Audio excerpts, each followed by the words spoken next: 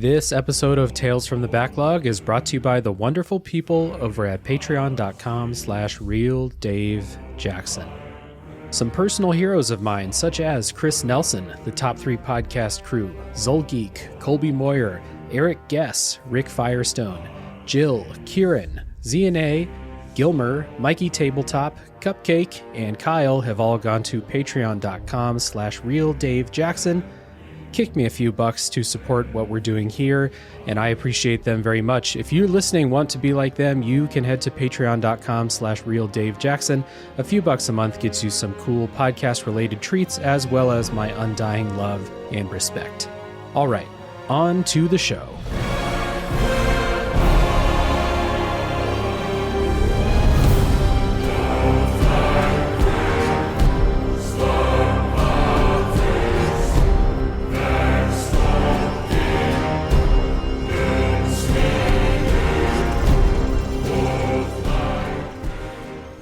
Hey everybody, my name is Dave Jackson and you're listening to Tales from the Backlog. This is a video games review podcast where each week I'm joined by a guest to talk about a game we played. My guest today is a friend of the show, co-host of the everlasting List Off podcast and professional axe thrower, Ryan Juengling. Welcome back to the show, Ryan. Hey Dave, how you doing, man? Thanks for having me on. Yeah, of course. Today, we're going to talk about God of War Ragnarok, but before we do, I want to kick it to you to explain to everybody what List Off is. This is not your first time on this show, so longtime listeners will know what List Off is all about. And by the time this episode airs, List Off will have concluded.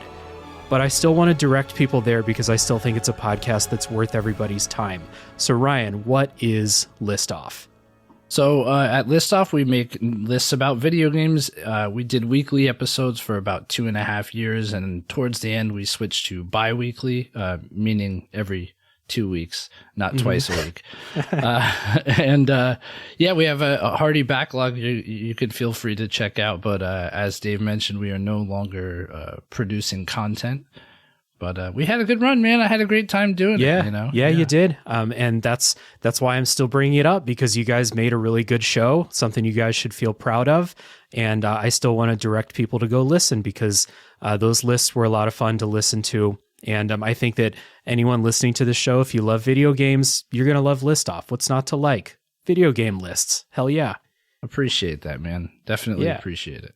So, Ryan, you've been a guest on a couple episodes before. You were on Death's Door with your co-host Brian, and then you and I did Elden Ring last summer, which Elden Ring and now God of War Ragnarok. I know. The two Game of the Year heavyweights from 2022. Right. I must have done something right, dude. I don't know. I feel honored that you would ask me to be on both of those, these monumental episodes. Yeah. Yeah, man. So like whatever it is for 2023, I guess you're being typecast. This is what's happening now. That's all right. I don't mind. I don't mind. So like I said, today's game is God of War Ragnarok, which is a third-person action game developed by Sony Santa Monica and published by Sony in 2022, a direct sequel to the God of War reboot from the year 2018.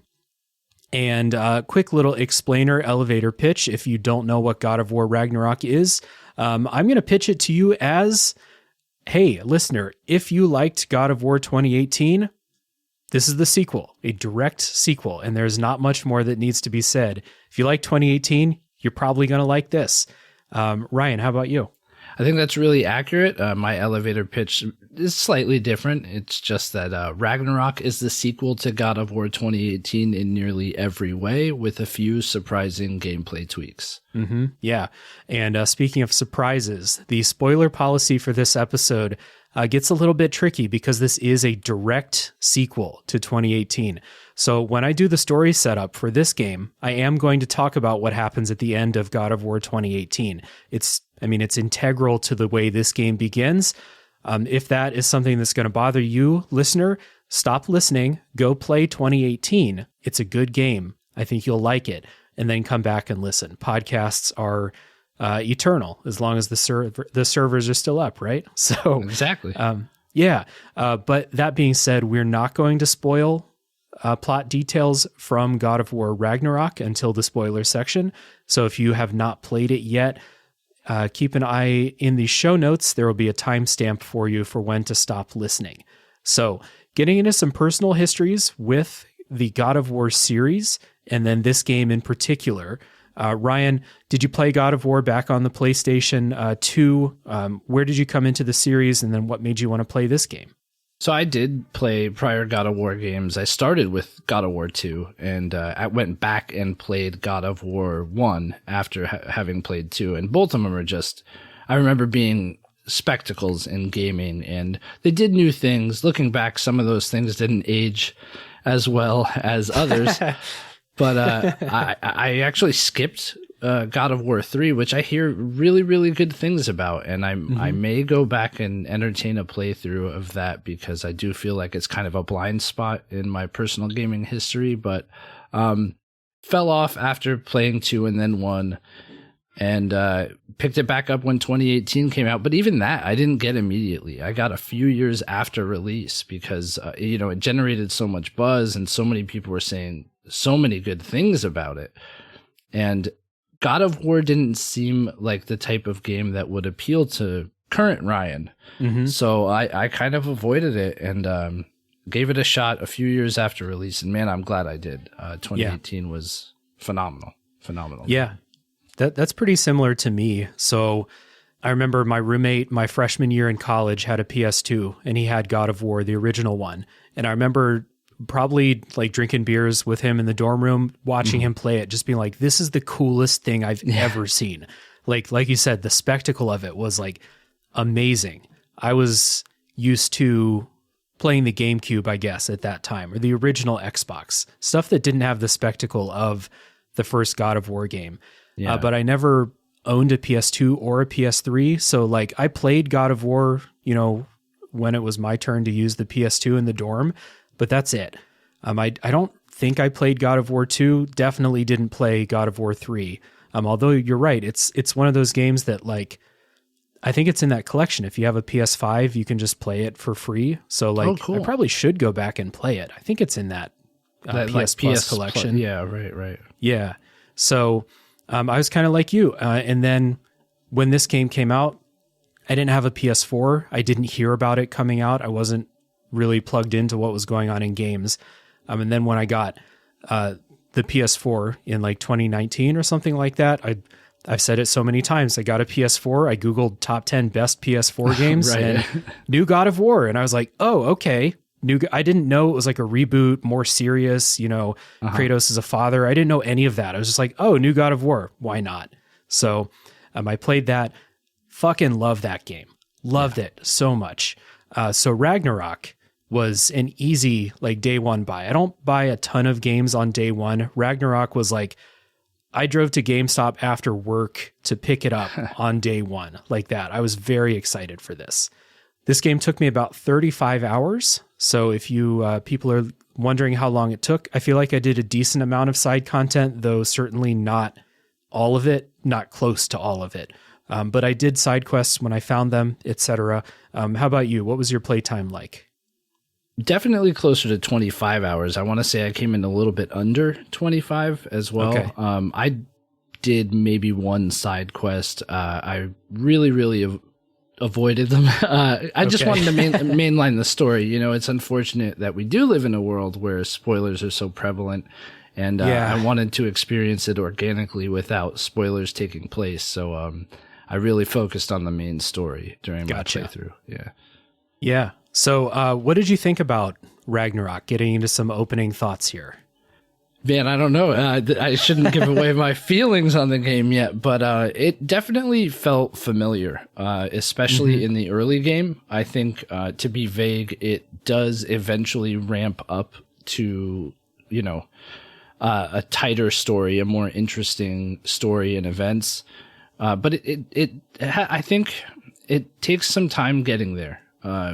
I think it does try to live up to its predecessor, and we'll see whether or not it succeeds. But it's a tough game to live up to. As we mentioned, 2018 was so good that it's really difficult to try to replicate that. Yeah, and this is an interesting kind of sequel, right? This is as direct a sequel for a video game as you will ever see, I feel like. Yeah. Lots of video game sequels, Dark Souls to Dark Souls 2, or God of War to God of War 2, back on the PS2. Right. It's not as direct as this. So a lot of games, like when sequels come out, they of course they need to live up to the game that came before, but this is like, the Two Towers coming out after the Fellowship of the Ring. You got to live up to and surpass a really great thing that you are directly continuing, And I don't think that this game got there, though I did have a lot of fun playing it. So we'll get into where I think it fell short. But kind of at the opening here, I think this is a really, really well-made game. A lot of fun. No question about that. Yeah. And they set themselves up with an impossible bar to reach, I think. And I'm just not sure that it got there. But we're going to dig into that after this music break.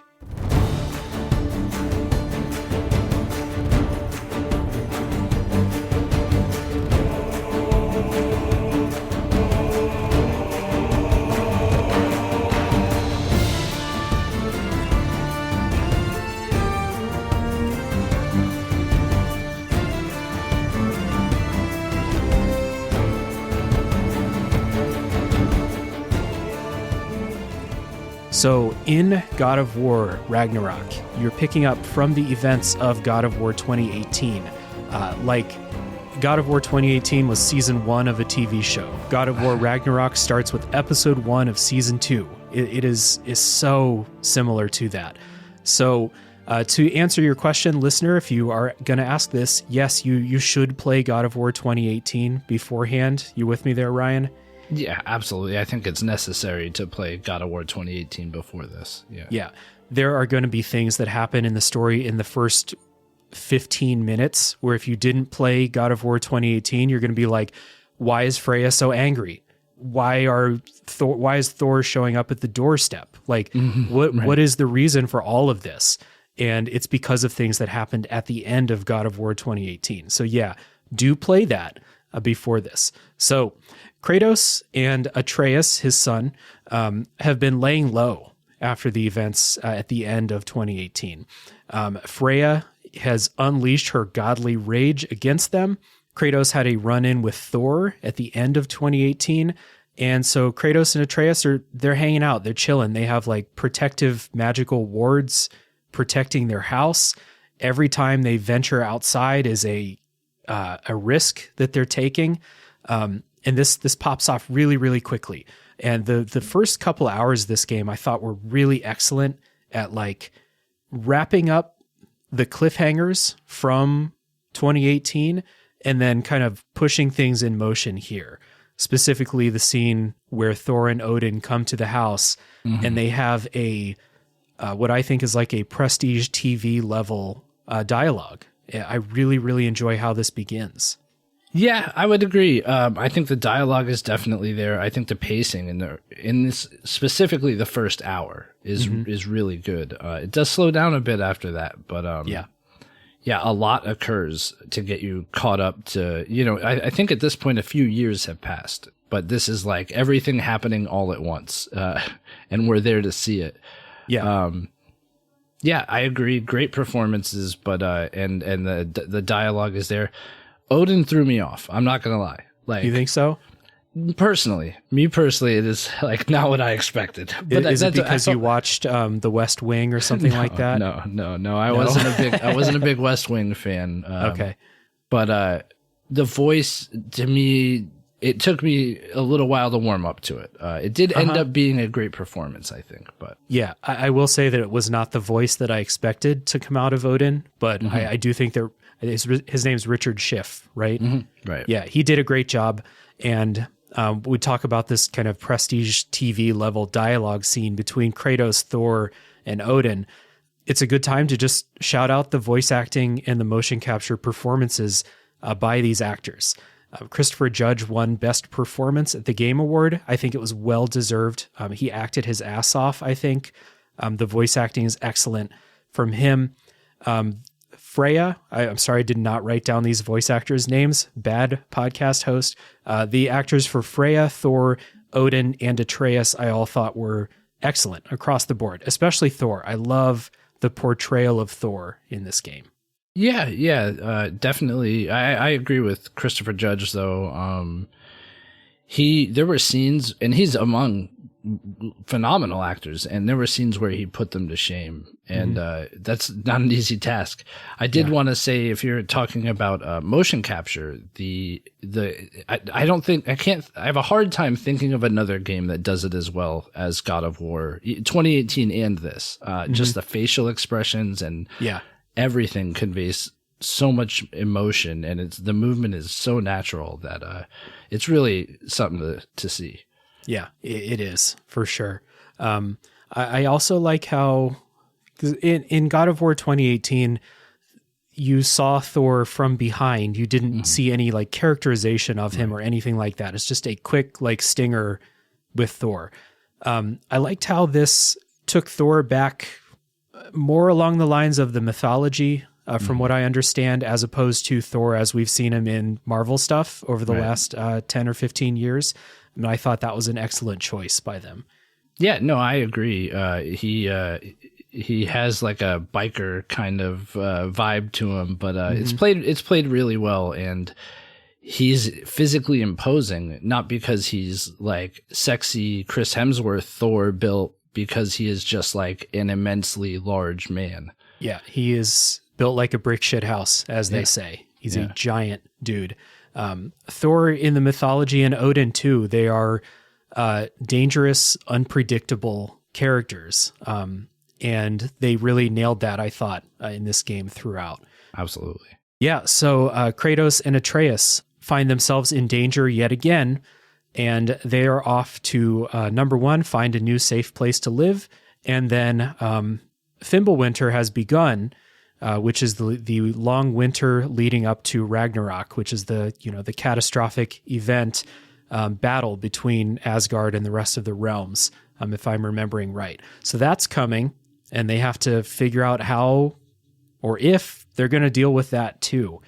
So you mentioned the pacing of the story earlier, and I think this kind of uncertain thing in the distance is part of the reason that the pacing suffers a little bit compared to the previous game, where the previous game was so laser focused on the one quest to take Kratos' mom's ashes to the top of the mountain. There's the singular Atreus' mom. Yeah.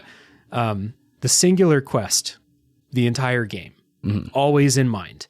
And in this game, you spend a lot of time not exactly knowing what's coming. And so it feels like you do get a little bit unfocused at times. They do reel it in. I really like how this game ended, but kind of the middle part felt a little shaky to me in some ways. I would agree with that. It seems a little lost, like they didn't quite know what the end goal was, right? Because, gosh, I don't want to dip too hard into spoilers, but they deal with a few different tasks and like an unwillingness to fall into certain events occurring, right?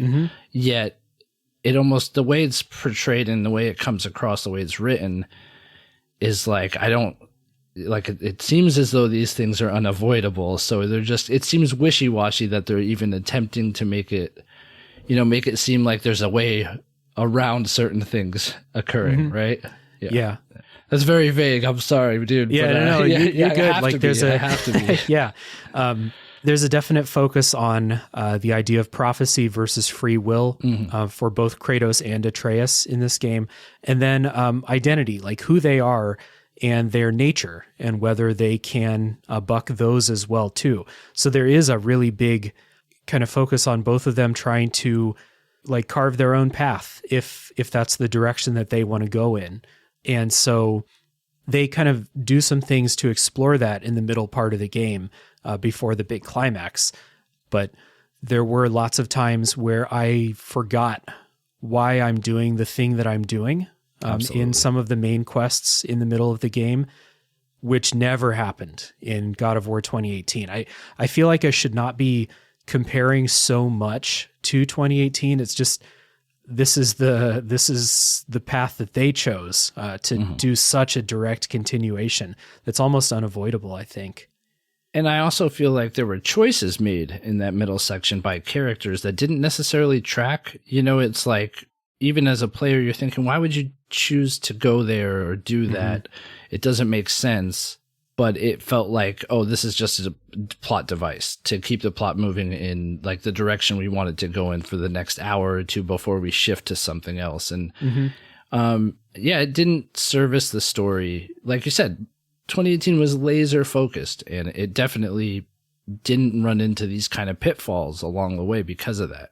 Yeah, a lot more kind of common basic storytelling tropes. Like there's more MacGuffins in this game to go pick up.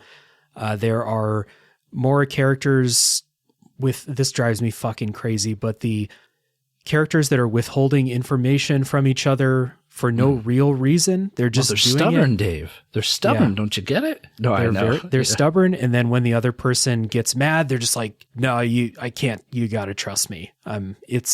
It was just a little bit much at times. It felt very shallow sometimes in that way.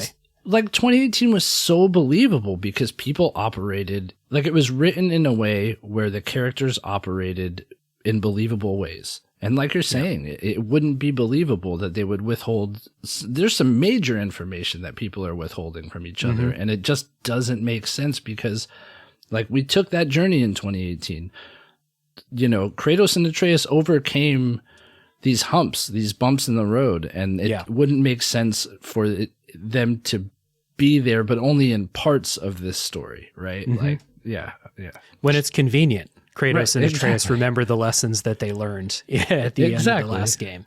But when they need something to happen in the plot, guess what? We're withholding stuff again. So, another thing I had in my head, especially during the middle section of the game, is that God of War 2018 set up a tone. It's a very somber game. There's comic relief from Brock and Sindri and Mimir. Mimir is a Dark Souls boss. Mimir. I don't know why that's on my brain. Anyway. Why would Dark Souls be on your brain? Yeah, it's exactly. Like always on your brain. You're right. So there was a tone that was set up that was very somber. This is not a world where like, I felt like this is not a world where people are like having fun and joking with each other all the time, unless it was kind of in their character. And I thought that the characters that were set up in the previous game continued that tone in Ragnarok. And then all the new characters that were introduced really felt to me like they were plucked out of Thor Ragnarok, the Marvel movie, where everyone's sarcastic and everyone's joking and everyone's quippy and snarky and everyone is fine and they don't really have problems. And if they do have problems, it's fine. We're going to joke about it constantly. And this, I felt like, clashed with the tone of this world that was set up. And it led to a lot of eye rolls from me when I was playing, a lot of characters that are supposed to be funny, but they were annoying. Right. I just, like, this game had a different director from the previous game. Cory Barlog didn't direct this game. He was involved, but was not the one making the decisions. And I really feel like they shifted. And I'm comparing this to the MCU because the MCU made this change. And I feel like it kicked off like a long string of success for them, making their characters more likable. I think this game tried, and it was a big miss with me. Yeah, I mean, you run into people who are actively struggling against Odin's oppression and like having a real tough go of it, have like suffered loss, and not a single one of them is a downer. Like not a single one of them seems to be affected in any way. And I do think some of it came from Atreus as well. He's less whiny in this game and like a little more playful, and I think that makes sense for like the age that he is, and also that was welcome to me for that character. Whiny Atreus was not my favorite, so I'm glad they did step away from that. But yeah, no, every side character doesn't have to have that attitude. For the most part, I was fine with it for the vast majority of the game, but there were definitely moments where it was like, oh man, it's a little cringy, you know? Yeah. That was a little bit too far. Yeah. So this is the first thing I'm going to bring up that I feel like clashes with this tone that I thought was so good, for lack of a better word, in the first game.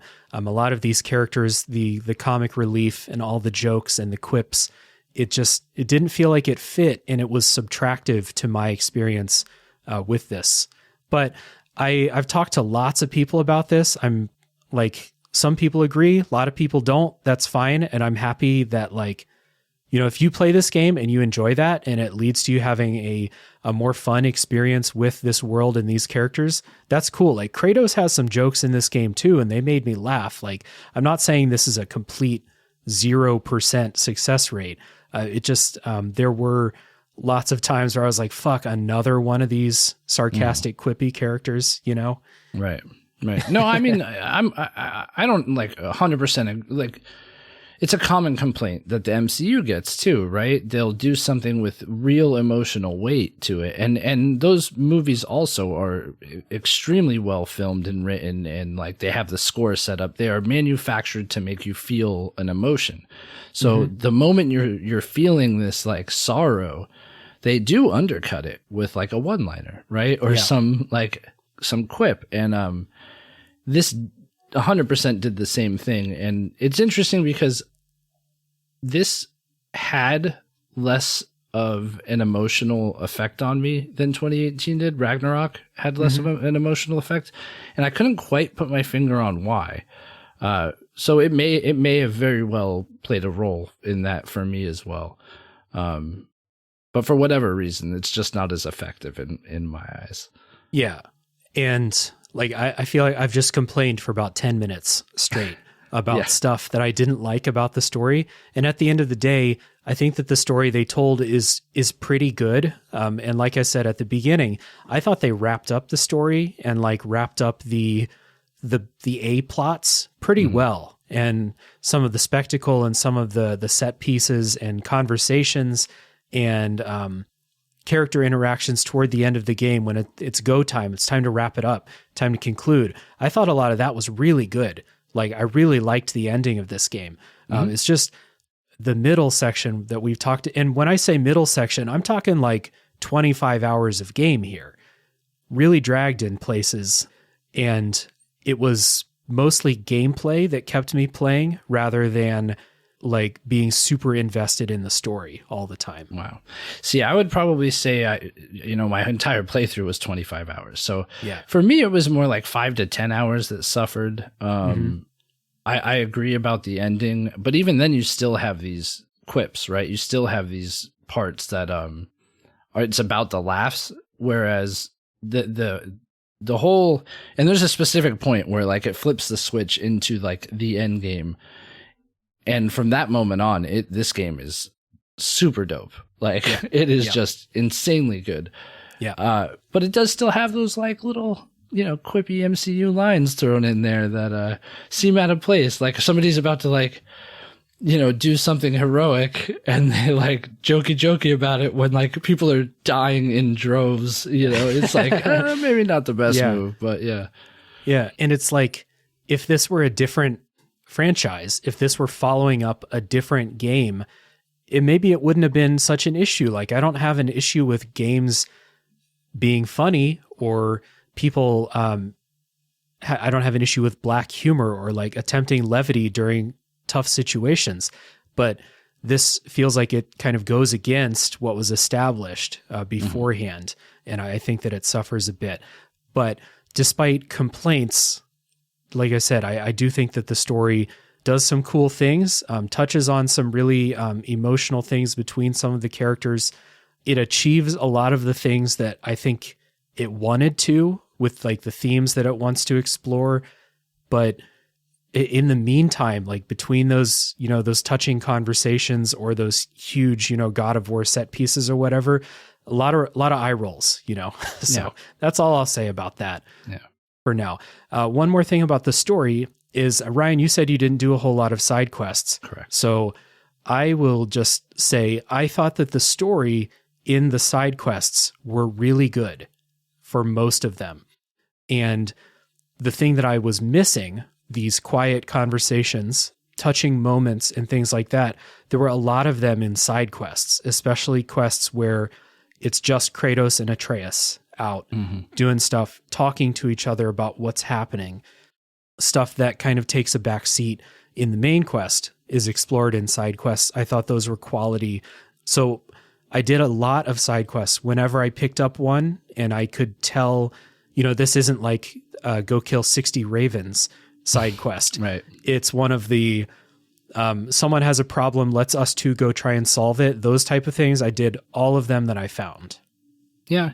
The one that I did, take part in, you find out a lot about a character's history, and it's something that like you could have played through the game and not discovered. So I could definitely see how that would be. I know we're going to move on. I do want to say I like the exploration of Atreus as a character real quick. I think it's cool that we got to kind of see him want to find out more about himself, and they definitely do a good job of exploring that. Yeah. Atreus dealing with things like he learned that he was a god in 2018, and not only a god, a very important god. And he did not handle that very well for most of 2018, right? You're right. This game does a really good job of him exploring, what does this mean? What is required of me? Because this is a world and a mythology that's full of prophecies and things like that. So where is my place in all of this story? I really enjoyed that stuff too. Yeah.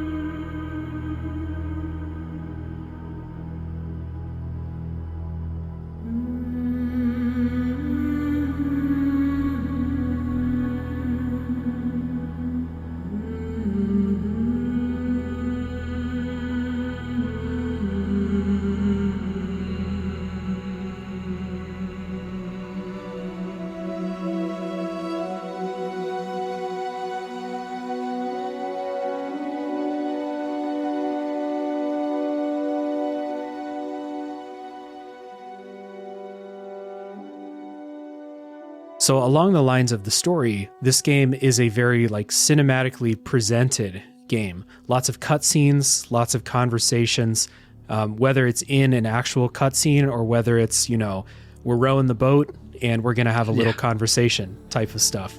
I still like that they do that, trying to fill that time. There were a lot of times in this game where I would, actually not a lot, most of them, where I'd be rowing the boat or on the dog sled or something like that, and they'd start up a conversation and I would get to the place where I was going before the conversation ended. So Mimir or someone would always just be like, well, let's put a pin in that. We'll pick it back up later. And then they'll get back in. They'll be like, so you were talking about, the giant who built the wall. And then I would get to the next place and they'd be like, oh, well, put a pin in it again. We'll try and finish the story next time. It happened a lot, but I like the attempt to fill that empty space with world building and stuff like that. Yeah, it was pretty incredible because they do pick up right where they left off every time, without fail. So that was cool. So 2018, maybe I'm misremembering. I don't remember it being as constant. This is not a quiet game. Someone is talking all the time. That's in true. Ragnarok. Yeah. And it's you don't even have a moment to kind of just sled around the environment without somebody saying something to you, or the characters talking in some way. And it didn't need a ton of peace and quiet, but it would have been nice if the dialogue was a little more sparse, I think. There's a gameplay thing that I'm going to bring this up again, but lots of times when something serious happens in the story, it would be nice to have a moment. You're right. It sounds like I'm just crapping on this game, dude. No, it's all really good stuff that they're talking about. This is what happens when you have something that's made with such a quality because like we're into visuals and presentation and things like that. Now this is so well done. We already talked about the motion capture and the facial capture, the storytelling, the voice acting, all of that stuff is so well done that it brings it up to a standard where you expect a certain level of quality and consistency, where when something like that does happen, it might draw you out of the experience in a way that, like, if the voice acting or the motion capture sucked, you wouldn't notice. Or like if the story moments didn't hit as hard as they do sometimes, you might not even have this to even think about. Especially when people who I would assume have similar levels of expectation, prior to me getting my hands on it, are giving the game like 10s. And, it's getting like the highest reviews ever. And it's like, okay, it lives up to the expectations. So I feel like I went in with even more expectations than I had built up from playing 2018. If you had taken all the complaints that I just said and it was another game, like, I probably wouldn't be complaining about these things. So you're absolutely right. Like, it set the bar really, really high for itself. Yeah. This game's held to a really high standard, and that's partly on them for attempting what they're attempting and spending as much money as they did to do all of these things. And I applaud them for it. But when you're trying to follow up something that I think was like singularly great, like God of War 2018, one of the best games from that generation, hands down, in my opinion, it's a tough act to follow, and it's not all wins, and those losses do stick out a bit more in comparison, I think. But back to the presentation, which I think is great. Cutscenes, spectacle, the way this game looks. This is an incredible looking game. There's been some, I don't know if this is real criticism or Twitter people criticism, but people saying like, it doesn't look that much better than 2018 did. I'm like, 2018 looked fucking awesome. How much better could it look? Like, this game's super colorful too, like lots of environments. I mean, I never like went somewhere and was like, this looks awful. This area everywhere looked great. Yeah, very varied environments, a lot of varied environments. I did play the PS5 upgrade of 2018, so this is that. Like, it's that. Yeah. But I think the environments in this is where it shines. You do go to new places, and it's a gorgeous game. I mean, on a PS5, it moves at 60 frames per second. So there is like not a flaw in sight. Mm-hmm. Yeah. There's a bunch of small touches that I like to play with and check. Early in the game, you're in the snow. The snow moves as you move through the snow. Like, I don't know I need to go check, but I must've been playing like a bunch of older games or something. And so when I turned this on and saw like the snow move and like form footprints and all that stuff, I was like, whoa, that's cool. And anytime a game or anything can get me to do that, it's good. How many pumpkins did you smash?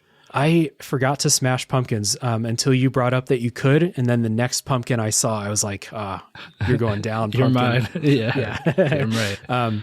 Stuff like that, smashing the pumpkins.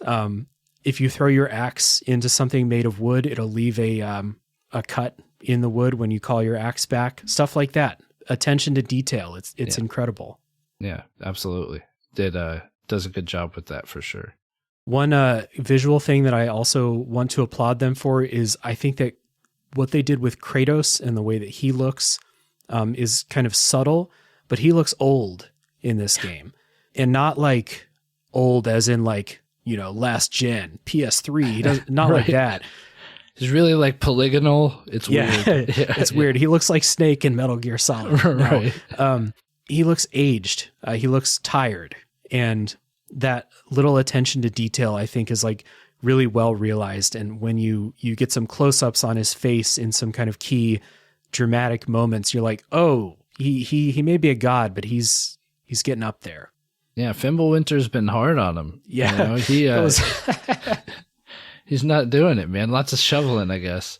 Yeah, that was that was Mimir's explanation for why you reset your skills at the beginning of the game. Mimir was like, "Oh, Fimbulwinter's been hard on all of us. It's a shame it took away all your magic, huh?" Oh, what? I didn't even catch that. That's funny. But it's interesting because a lot of the game you are staring at Kratos' back, right? Yeah. And I couldn't help but think like there was like, it's such a weird thing to say, like to notice, but his skin looked like it had a sag to it. You know, in 2018, I remember him being like ripped, you know, and this is like more like Arnold Schwarzenegger at 60 than Arnold Schwarzenegger at 40, right? Yeah. Yeah. It's a nice little subtle detail. I think they did a great job. What did you think of the music and the soundtrack in this? So I like Bear McCreary. I think he does great work. I noticed it. There were a few times where you noticed the soundtrack. It is really beautifully scored. It does a lot of good play on the 2018 soundtrack. Like it plays with the themes and tones of that one, which was cool. You know, a lot of chanting and orchestrated music. And I can't help but feel like sometimes that's just like, I have started tuning that sort of thing out because it's like, oh, here is big orchestrated video game music again. And it's a terrible thing to say because I know a lot of people praise this soundtrack, but and it did some cool things. Like there were times it stood out, but there's also a lot of times where it's like, I don't know, I feel like it could have been a little more unique to set itself apart from other games. And I'm not like a composer in any way, so take my opinion with a grain of salt. But I just see these big AAA games, like, you know what, you kind of have an idea of what you're going to get as far as the sound goes with the soundtrack, right? Yeah, this is a AAA cinematic score, and it's well done, like you said. The music accentuates a lot of like really big, powerful moments in the story, but until I started listening to the soundtrack in the last couple of days to like get my mind back in God of War mode, I had forgotten what the main theme of this game sounded like. So it's really good in context. I don't know that I will ever sit down at work and listen to the God of War Ragnarok soundtrack. And that's, you know, they tailor-made a soundtrack to things that are going on in this game, right? So it's not like a huge criticism to say I'm not going to remember or listen to this again, but something I value in video game soundtracks, a lot of soundtracks that I praise, is, you know, making an impression on me in that way. And it was like the big moment, the music is great, or like the quiet moment, the music is reserved. It's, you know, it fits. And then the scene is over and I don't remember what the music was like. Maybe I was focusing on something else, but just the way I kind of experienced this, you know? I will say I do really enjoy that Kratos theme, like those 3 notes, right? Where it's like, bom, bom, bom. Yeah. And I dig the super bass vocals in that. Because I always wish that I could do that. I was always trying to hit those Johnny Cash low notes, and I never could. Yeah, you don't want to hear me sing, Dave. So we'll spare the audience of that. Yeah.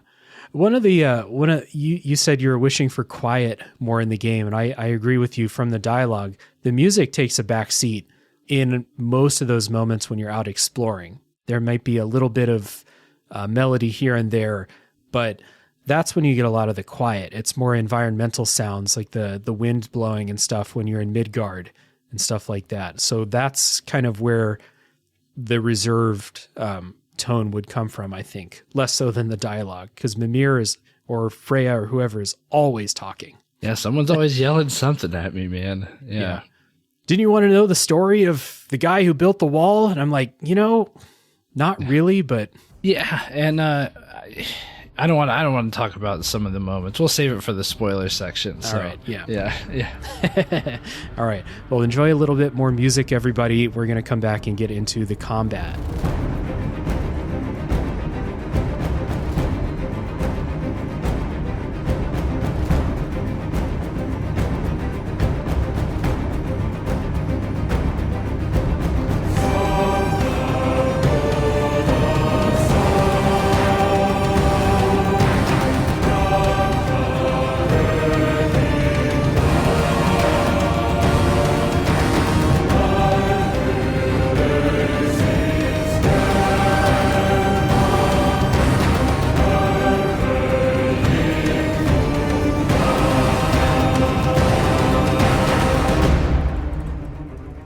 So the gameplay of God of War Ragnarok is very, very similar to what it was like in God of War 2018, but in case you didn't play 2018, this is a close third-person camera. This is the Sony AAA camera that we're working with here, the Resident Evil 4 camera.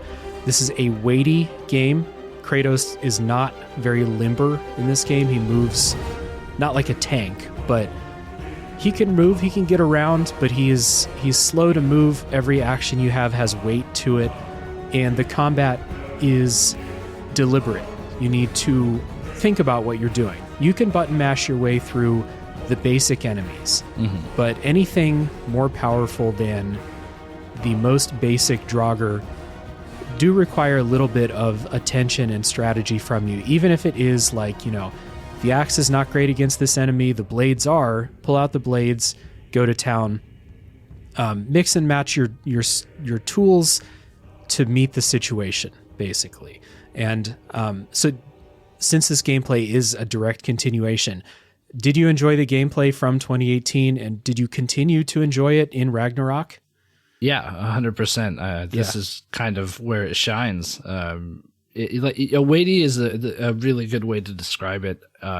Things have a specific feel to them as far as the different weapons go, even blocking, as you mentioned.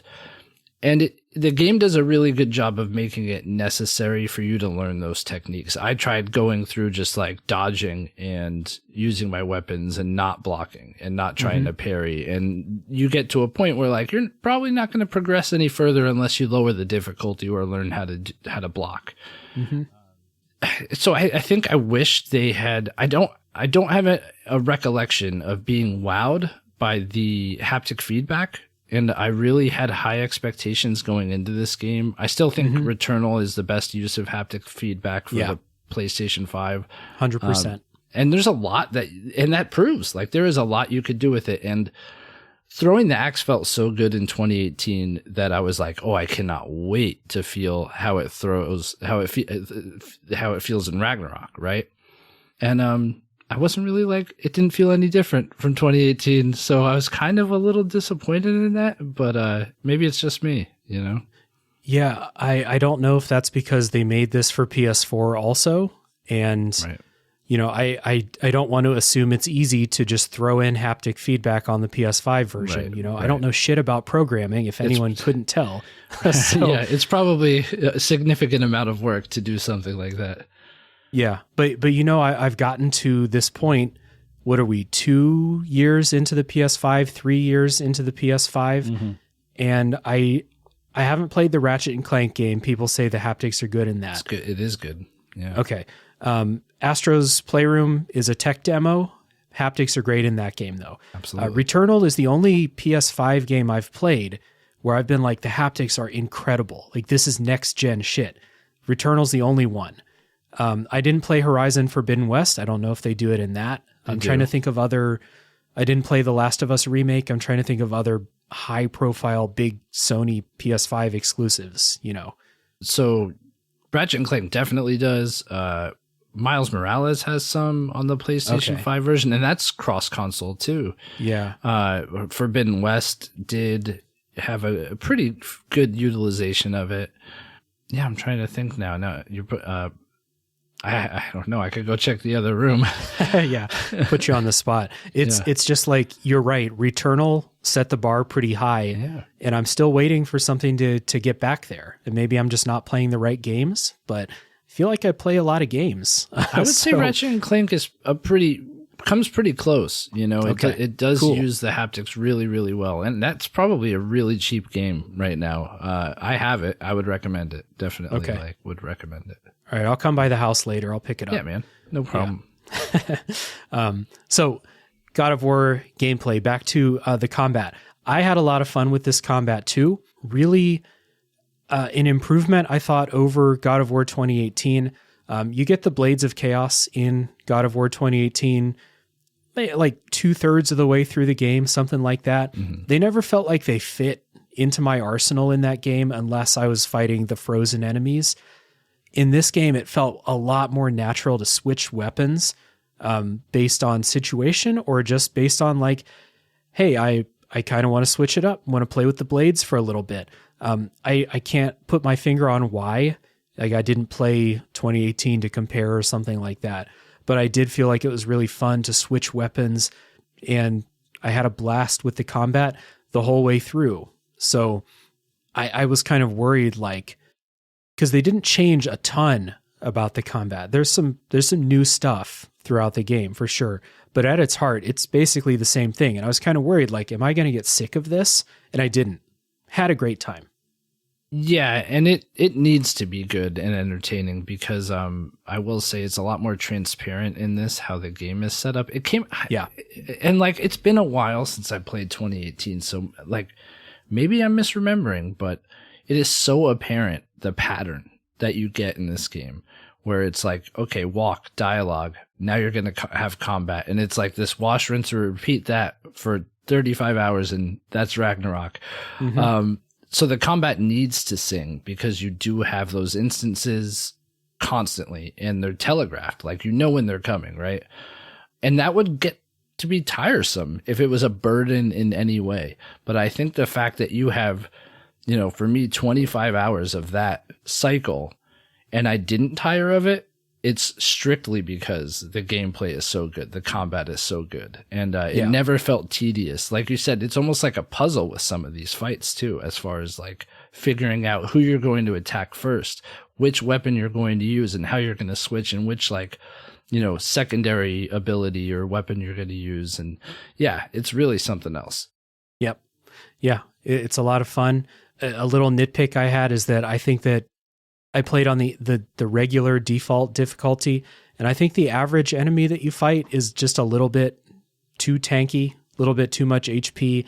A couple times where I actually like thought to myself, like, I am the god of war. I have a magical axe, and this skeleton has just taken like 45 seconds to kill. And there were a couple times I was like, this is a bit much, you know, and there's skill trees and upgrades and stuff that you can do. I'm on top of that stuff. Some of those took a bit too long. Luckily, I didn't feel like the boss fights were like that. They felt pretty good to me. I had a good time with the story bosses. There's a lot of optional bosses. Like in 2018, they had the Valkyries, which I did not try to do all of. This game has their own version of that, and they are brutal. They're really hard. So I did not do those either. Yeah, I didn't go down that road.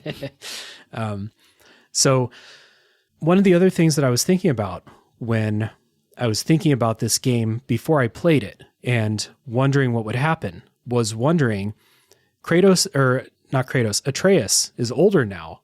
Are we going to get to play as Atreus? And you do.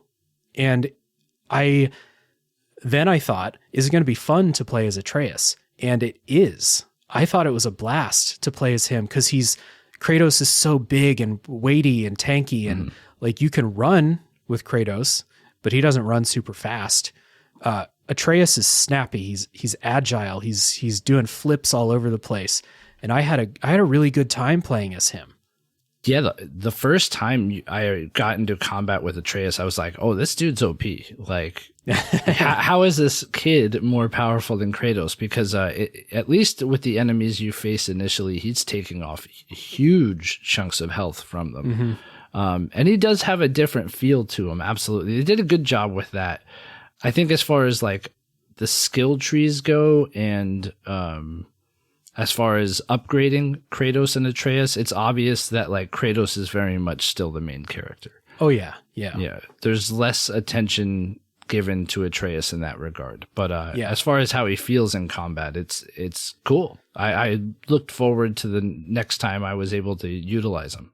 Yeah. He utilizes his bow a lot. So like playing as Kratos, you can throw the axe, but it's not quick. You have to aim the axe, you have to throw it, you have to recall it back to you before you can throw it again. Atreus, you just pop, shoot arrows and have a good time with that. And then you can bash stuff with the bow too. So he plays different. He's a lot faster. I thought they did a good job of making them feel very different to control. And I had a good time. It would have been a disaster if they made you play as Atreus, and it wasn't fun in combat, but luckily I think it is. It's a good time. Yeah. The other major part of gameplay is going through levels and doing puzzles. There are a lot of puzzles, and this is something that is basically the same as 2018. There's some new puzzles in here. I don't like these. I was lukewarm on them in 2018. I thought that they were okay, but like I wasn't like getting to puzzles and being like, another one. In this game, I got to puzzles and I was like, oh man, another goddamn water wheel puzzle, or another, hit the 3 bells to open the chest puzzle. I really wish they would have figured out new stuff to do. There are new variations, like the freezing the water spout puzzles with the water wheels. I don't remember them from 2018. Right. But I didn't like them. Really? Okay. No, I didn't like it. None of them are too hard, but I didn't have fun doing them. And the brutal thing for me was they feel artificially video gamey, and it may just be wearing on me after 60 to 70 hours of doing them, but they just right. feel very artificial to me, where like you'll have like a heartwarming conversation or like a big climactic fight against a mini boss or a boss fight, or 2 characters will be having a wonderful conversation with each other. And then it's, freeze the water spout and let's redirect the water so that it powers the water wheel so that we can lift a platform. And these contraptions just feel out of place. I finally got to the point where I was like, why are these here? Who's building these fucking things? For the rest of the world that feels so well realized, I'm sick of it. Like real early in this game, I was like, please no.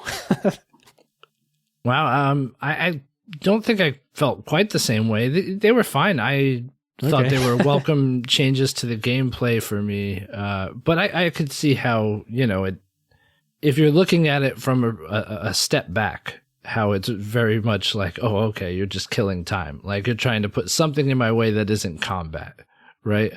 To mix up gameplay. But I don't think, for me personally, I don't think it ever detracted. I did appreciate I felt like it was a little more like 4D chess with some of them. And none of them were like particularly difficult. But I do think that they required more thought than 2018. 2018 was pretty much like, go here, activate this switch. Now go here and activate this one. And boom, the thing opens. Mm-hmm. This had some like, I struggle to call them head scratchers, but there were a few puzzles at least where you have to like kind of step back and think, okay, like how am I going to get the water pressure where I need it to be? And it took a little bit of time to solve. So yeah, I thought it was a good way to mix up the gameplay personally. But I could definitely see how like there are enough of them that I could see how it would become tedious after a while. This is something that linear AAA, maybe not just AAA, linear action RPG type games do. And maybe I'm thinking in my head of games that do this, where they separate combat, story sections, and then puzzle stuff. So just in Sony, Uncharted and The Last of Us do this. The God of War game does it too, where it's like you said earlier, you can walk into a place and be like, oh, okay, puzzle time now. And then after this puzzle is done, then it'll be a little bit of walk and talk, and then it's combat time. And then it's walk and talk time again. Then maybe there's another puzzle. Maybe there's more combat. We'll see. And I never really got tired of the combat part of it. The puzzles really got to me. And you're right, some of them are more complex. And there were some puzzles I'm thinking of that require a bunch of manipulation. So like you send the thing up here, then you swing over, and then you go down, you send it up, and then you go back up and you swing over again so that you can get to all the spots and get all the treasure and stuff like that. And that was like I'm glad that they did kind of build those up, but I can't lie, when I turned the corner and saw this giant puzzle contraption, I was like, well, I guess we have to do this. And like you said earlier, sometimes they do take a little bit of thought. And this might be the one thing this game is criticized the most for, is the characters giving you hints too quickly. You get maybe 10 seconds to yourself before people start solving the puzzle for you, basically. And there were a couple times when they would be like, hey, why don't you try freezing the water? And I'm like, I don't know where the water is. Give me something more. Which like water? Yeah, exactly. Yeah. I'm freaking out, man. Yeah. Like, see, I've heard the complaint a lot about the puzzles and how people are constantly telling you how to solve it. I think their assistance was vague enough. Like you said, it's like, hey, try freezing the water, and you're like, well, where? Like the water's all around me. Like, what do you mean? So I think it did enough to like point you in the right direction if you were struggling, but not like blatantly give you the solution to the puzzle, right? Yeah, I agree. And I've already said I don't like the puzzles. I was not having fun with them. So when the character was like, hey, why don't you try pushing that block up there? I was like, oh, dude, thank you. Now I can get this puzzle over with. I can move on with my life. Right.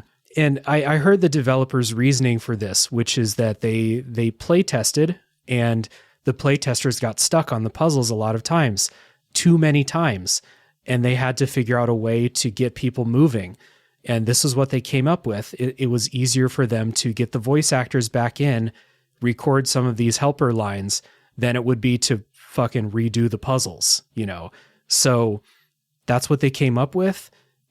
Maybe it's a Band-Aid instead of a cure.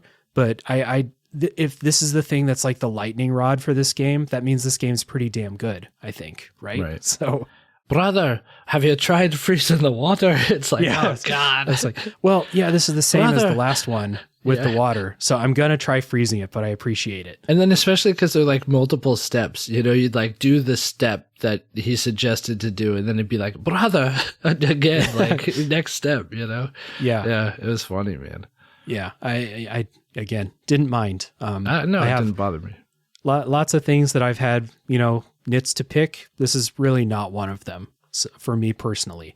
So, all right. Well, then some wrap-up thoughts and recommendations for God of War Ragnarok. Ryan, what would you say in closing? And then who would you recommend this game to? So I would say I definitely enjoyed my time with God of War Ragnarok. We just recorded our final episode, Listoff did. And this did not make my top 5 games of the year. It just fell short of that. Not to say it's not a phenomenal game. I had a wonderful time playing it. It just lacked something that 2018 had. I would recommend this game to anyone. Anyone who is a fan of these third-person action, story-driven games. The big Sony production, right? If you like, cinematic video games and you enjoy like the production value that you get with, these AAA first-party Sony games, you'll 100% enjoy God of War Ragnarok. If you're a person who enjoys that, you probably already played it at this point. But I would recommend it to people who like a little bit of challenge with a strong character focus and good gameplay. So yeah, that's probably a lot of people out there. Right. It's a pretty big demographic there. Do you like video games and things that video games have in them? You'll probably like this game. But if you judge, some people judge games on like trying new things. And if you judge games that are like that tried and true formula, you may not like this because it is very much that tried and true formula. Yeah. And there are shakeups to the formula. There's new things. Like we said, you get to play as Atreus. He feels different to play. You're still doing the same puzzles. You're still fighting the same types of enemies though. So it is, it is a continuation. So like I'm with you. I'm thinking back to my Game of the Year episode. I think this got an honorable mention. And if I were listing the games, I think there were like 12. This would have been down around number 10. So I'm kind of in the same area. This is a very good game. It's very well made. It's a lot of fun to play most of the time. And it just falls short of what its predecessor and its expectations set up for it, I think. If God of War 2018 is an A, this is like a a B or B plus type, a very good game. It's worth playing, especially if you like God of War 2018 and just haven't played this yet. It's worth playing. Like, as we're recording this, Ryan, this is like maybe the tail end, but this is Game of the Year season for all of our podcast friends, right? Right. Everyone's doing their Game of the Year episode. You guys just recorded yours. And this game's everywhere on people's Game of the Year lists. Lots of people whose opinions that I respect have this as their favorite game from 2022. Correct. So like, just because I've levied some criticism and talked about some things that I think don't work so well for me personally, doesn't mean this game isn't really good. So I will freely admit that. It's just this game put itself in this position to live up to something that in my opinion was so great that the areas we talked about before, the criticisms stick out a little bit more in something like this, I think. So yeah, I do recommend it to everyone who liked God of War 2018. And if you didn't like God of War 2018, I don't think you should play this, because I'm struggling to think of something that someone would like about this game that they didn't like in 2018. If you didn't think there were enough characters in 2018, maybe this is the game for you. Yeah, exactly. Yeah. I don't know, man. Good game though, in summary. Yeah. What you bring up about other people saying it's their game of the year, I've heard people sing the praises about the things we've criticized. So definitely, to echo Dave, like, take our opinions with a grain of salt. I know you and I happen to agree on a lot of things. I'm kind of surprised. I didn't know how you me too. felt about this game. So listen to other people. If you don't like what we're saying about it, go now. Just shut this off and listen to other people. Well, don't shut it off. Listen to the rest of the episode. I need you. Right. I need your validation, everybody. I'm the worst guest ever. I'm like, shut off my host show, dude. Exactly. Yeah. When it's time to close down this podcast for good, I'll bring you back, Ryan, and we can close it out. How's that sound? Sounds great, man. All right. So little housekeeping before we talk about spoilers and talk about the story. Ryan, where should people go if they want to find List Off? Anywhere you get your podcast, just look for List Off Podcast with Brian and Ryan. We do have a link tree. I think that'll stick around. Our Discord will remain active. If you want to join there, we have a pretty healthy Discord chat, especially when it comes to like Marvel Snap. Maybe not by the time this airs, but who knows? And our Twitter account is now my personal Twitter, and our Instagram is now my personal Instagram. So deal with it. All right. Awesome. Yeah. Everyone can check down in the show notes for links to all things List Off. But if you don't want to wait, just go type List Off in the search bar while you're listening to me talk about Tales from the Backlog, and you'll find it. Got a rocket ship in the cover art with Brian and Ryan. Good stuff. So for Tales from the Backlog, it's the regular stuff. I would really appreciate it if you would leave a rating and review about the podcast. It's really helpful for indie shows. And I also have a Discord server full of cool people talking about video games and everything else going on in their lives. Very supportive and awesome community. We would love to have you. There's a Patreon page for the show if you want to support monetarily, and I appreciate everyone who does, but everyone who doesn't, I still love them too. I also do another podcast continuing the tradition of doing lists called a Top 3 podcast, where we do top 3s every episode of all kinds of different topics. So if that sounds like a good time, you can find that down in the show notes as well. So Ryan and I are going to take a break, and when we come back, it's spoiler time for God of War Ragnarok.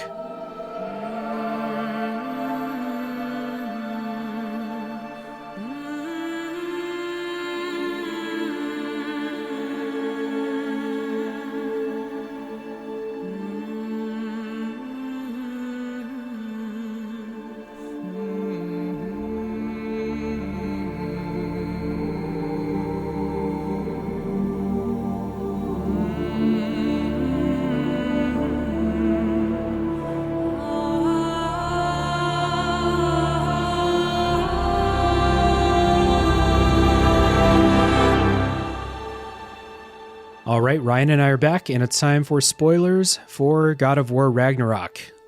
Time to talk about the story, the revelations and the themes of the game. So we kind of set up the beginning part when Thor and Odin go to the house. Freya is chasing them whenever she gets the chance, very vengeful. I thought that version of Freya was like scary. She became like a pretty compelling villain for the first, like, until you go make peace with her, and we'll talk about that in a little bit. Yeah. She was fierce. Yeah, very fierce. You definitely get the sense that they just want to get away from her, right? They don't want to confront her, which lends to like her imposingness, Yeah.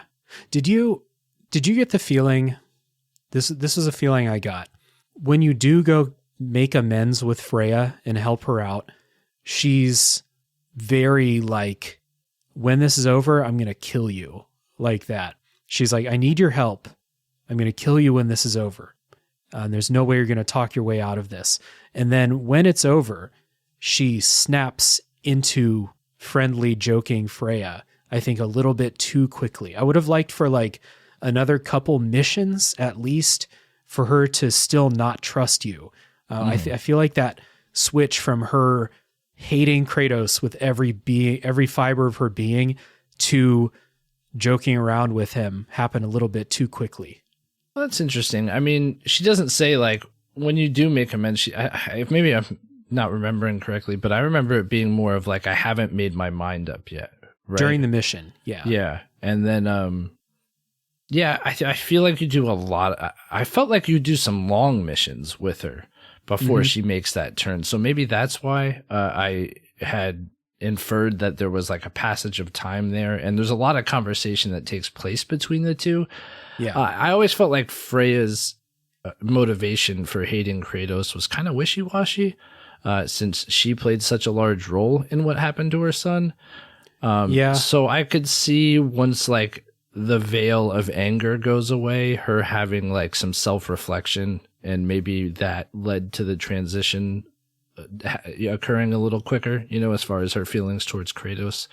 But this is all stuff that I came up with in my head canon. It's not stuff that they convey in the game. Hey, what I did to bring the conversation about was stuff in my head.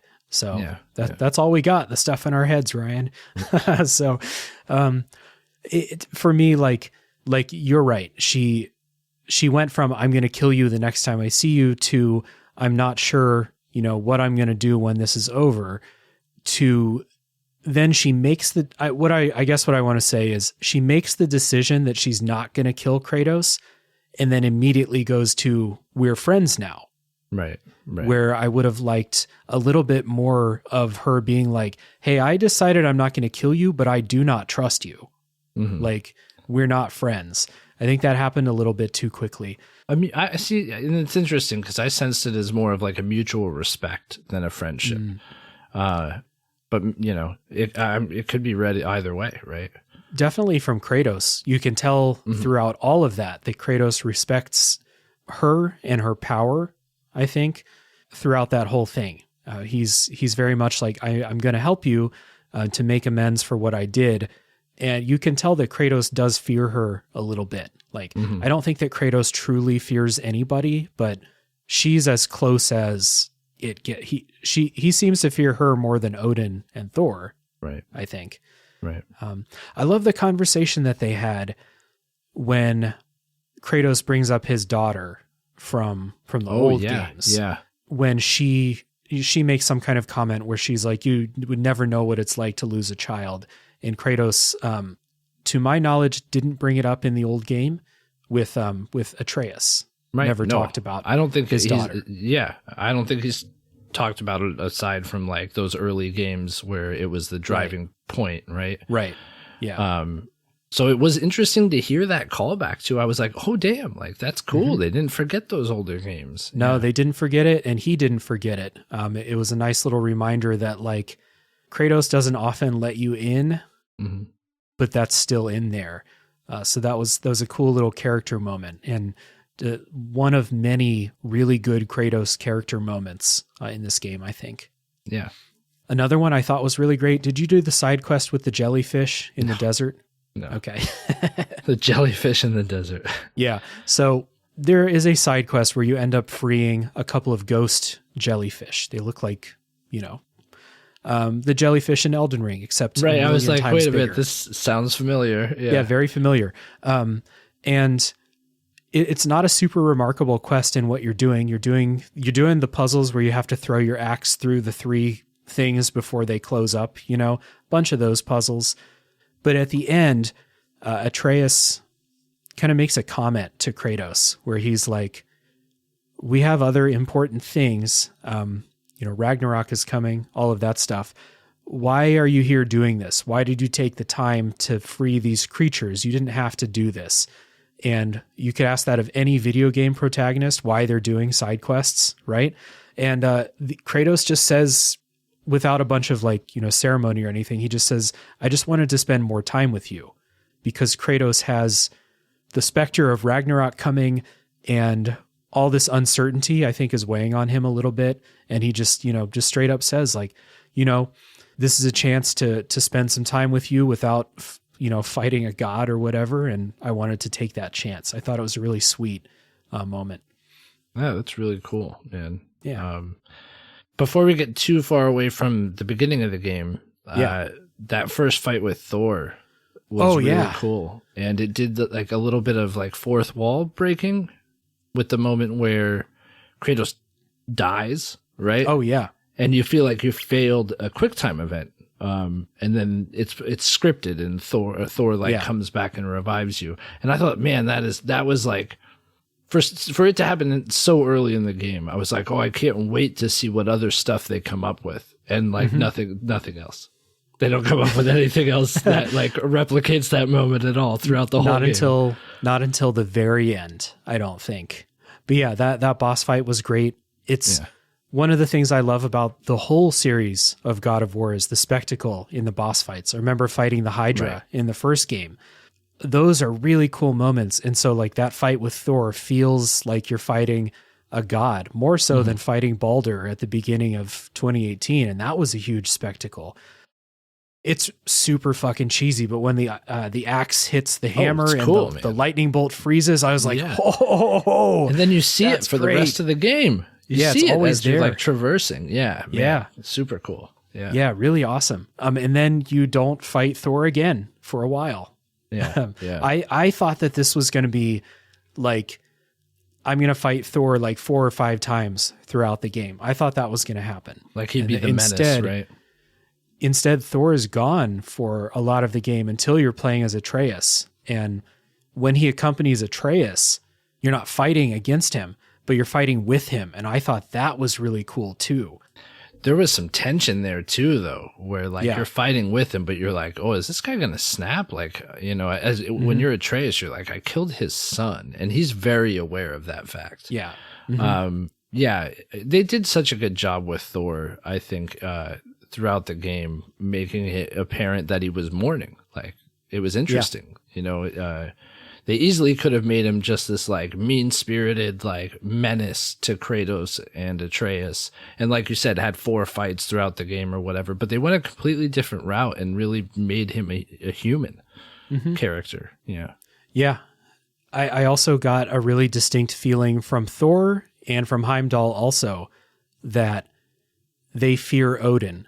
Yes. And that the reason that Thor didn't snap on Atreus is because he knows that if he does, Odin is going to destroy him in the most painful way possible. So I thought that was really good. Like you said, the characterization of Odin took a little bit of time to catch on for us and us to warm up to that characterization of Odin as I've heard him described as a mob boss in a mafia movie. And I think that's pretty apt. Yeah, I would say it's that quiet, unseeming, not a threat until it's apparent that he's the biggest threat in the room all the time. Yeah. It's cool. It's a cool dynamic they created with those characters. Yeah. So I guess one of the big storylines throughout the game is that Atreus is now curious about his role as Loki, Kratos is kind of in denial that Atreus needs to play a big part in Ragnarok to come. Like he's pretty dismissive of the prophecies that, put both of them right in the center of the action for a while. And this yada, yada, yada leads to Atreus running off. He sees a prophecy of Kratos dying. And so it sets up a couple of like questions that are going to linger throughout the rest of the game. Number one, is Kratos going to die? And number two, what role do they have? Or, if Kratos dies, what role does Loki have in the rest of the story? Like, are these prophecies going to come true? Or if not, what is going to be the truth, basically? So I spent a good portion of this game until we talked off air. Both of us had the fact that Kratos survived spoiled for us, which we're both like, pretty shit move to just share that in a public space, not a God of War Ragnarok spoilers space. But until you had that spoiled, did you think Kratos was going to die?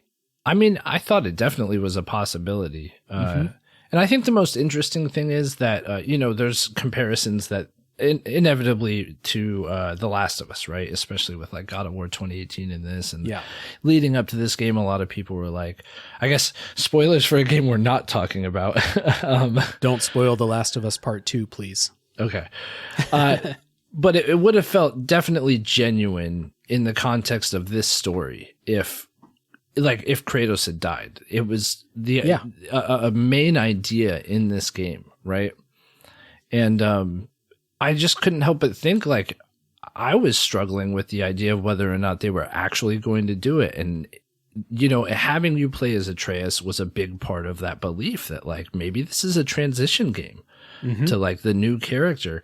And yeah, it was pretty shitty to have that, like, taken away prior to me reaching that point. Because I was at a point when it was spoiled to me, like, he had just visited the Norns, which was one of the coolest moments of the game, I think, for me personally. Yeah. And like, that's a big part of the conversation there is this prophecy. And like the Norns really seem to have Kratos' number in the interaction with them. So like, I was almost dead set on the fact it would have happened. And it would have been cool to have that realization organically, right? Like, yes, it would have been real cool to figure that out for myself. It would have been nice. And you're right. I also thought that it was a definite possibility and maybe even a probability in my mind that Kratos was going to die because I don't pay attention to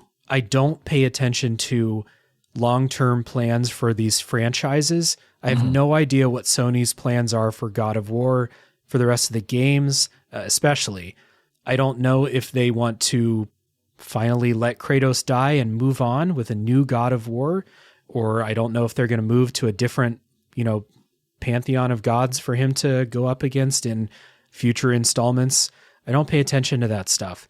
So I was very much like, yeah, it is possible that he dies and that we have a new protagonist for future games. And then it was spoiled for me pretty quickly after that, I might add, that he is alive when the final trophy pops at the end of the game. So maybe listeners, if you're listening and you didn't get this spoiled for you, let me know.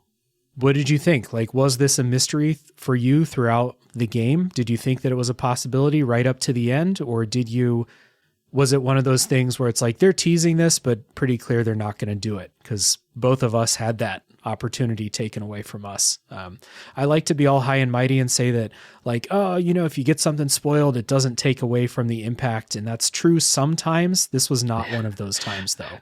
I absolutely agree with you. This was not one of those times. Plus, like, it's silly to think that, like, they couldn't get away with it. Like, they could have a successful franchise without Kratos, I think. Like, the developers know what they're doing. If the game's good, people will buy it and play it, right? So, I bought into the possibility of it happening big time. Yeah. The next game is just going to feature Atreus. He's like 30 years old. He's fucking ripped now, and he's Mohawk, just destroyed. Right? Yeah. And it's like the first God of War game. All of the levity and everything is gone. It's just a total dude fest Just like pounding grog and like, yeah. Right. But no. So anyway, I got to talk about these characters in the middle part of the game and like the middle section before we kind of get to the big revelations with these themes that they were talking about. So when I say MCU and MCU influence, there were a bunch of characters that I didn't want to spoil in the non-spoiler part that came up. And I was like, yep, that's an MCU character. This one. So Angerboda, the teenage girl giant, it's a cliche, but like most Marvel movies now have a teenage girl in there who is a little bit too well adjusted for what's going on in their life. Angerboda is that. She's been living by herself after all of her people were killed, except for her evil aunt. And she's fine. She's a very well adjusted person. Mm-hmm. The talking squirrel, who I found very annoying. I recently found out it's voiced by Sungwon Cho, who is Pro ZD for YouTube people. Mm-hmm. I love him. I'm happy he got work. Did not like the talking squirrel. Very annoying to me. There's a dwarf with a southern accent. Oh, yeah. That is just grating.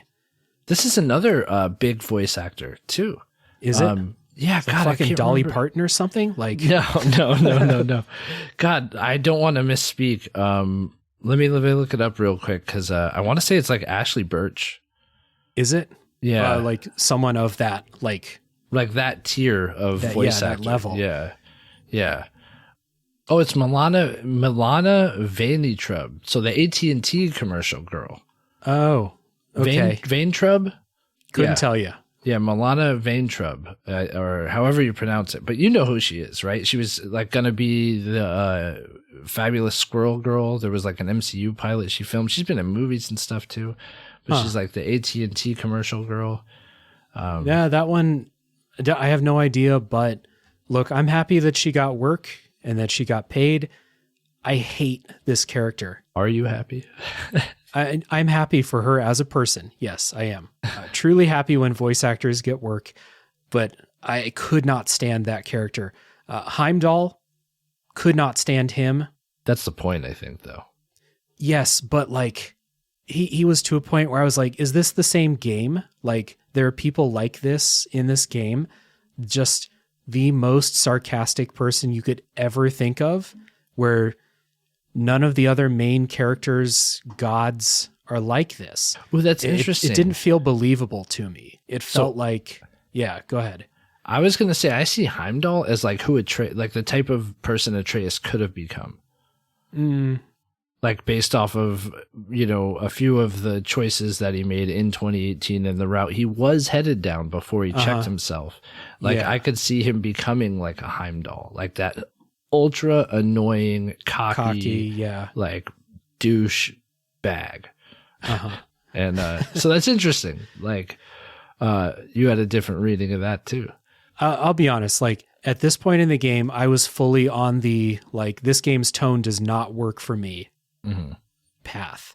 So when I get to Heimdall, who is like the embodiment of how this game's tone is different from the previous game, I was like, not only fuck this guy because he's a mean character and he's, making fun of Atreus, but also fuck this like direction of this character. I don't like this.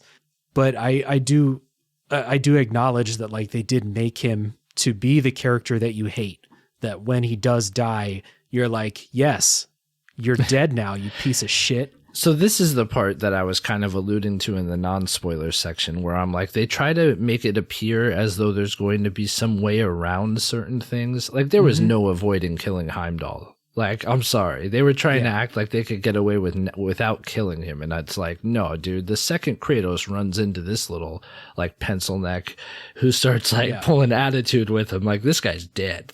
That's like, it's going to happen. Yeah. And this was a storyline that I really liked, how Kratos is starting to like look inward and he doesn't want to be the god killer.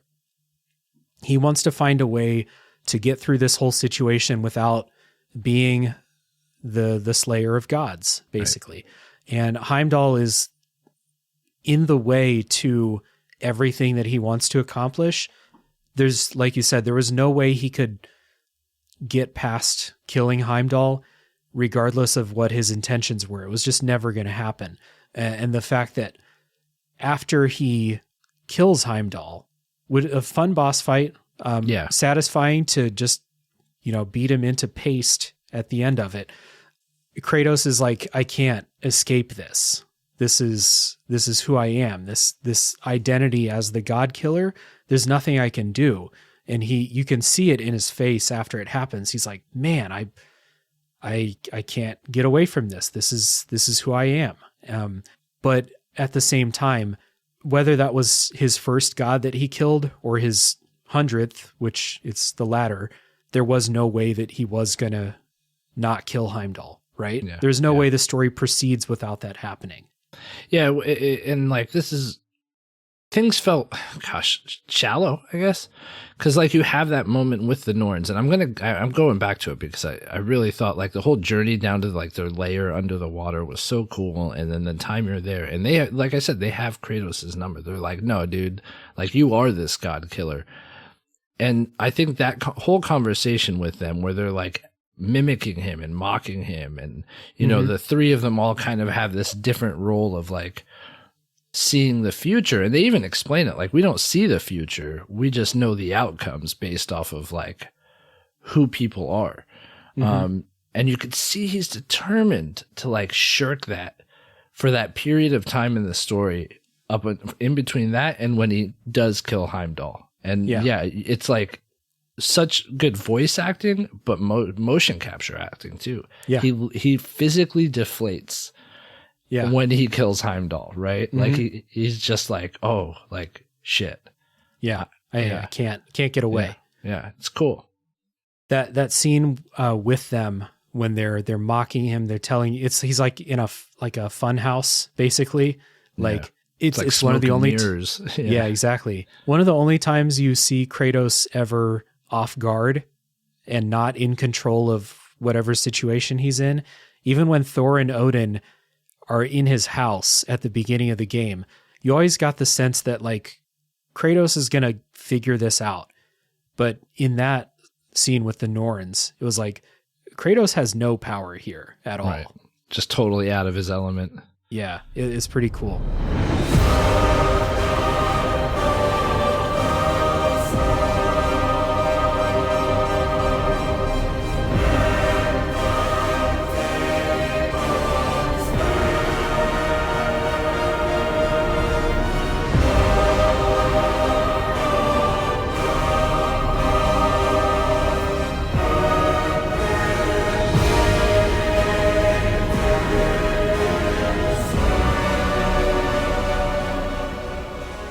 So, let's see.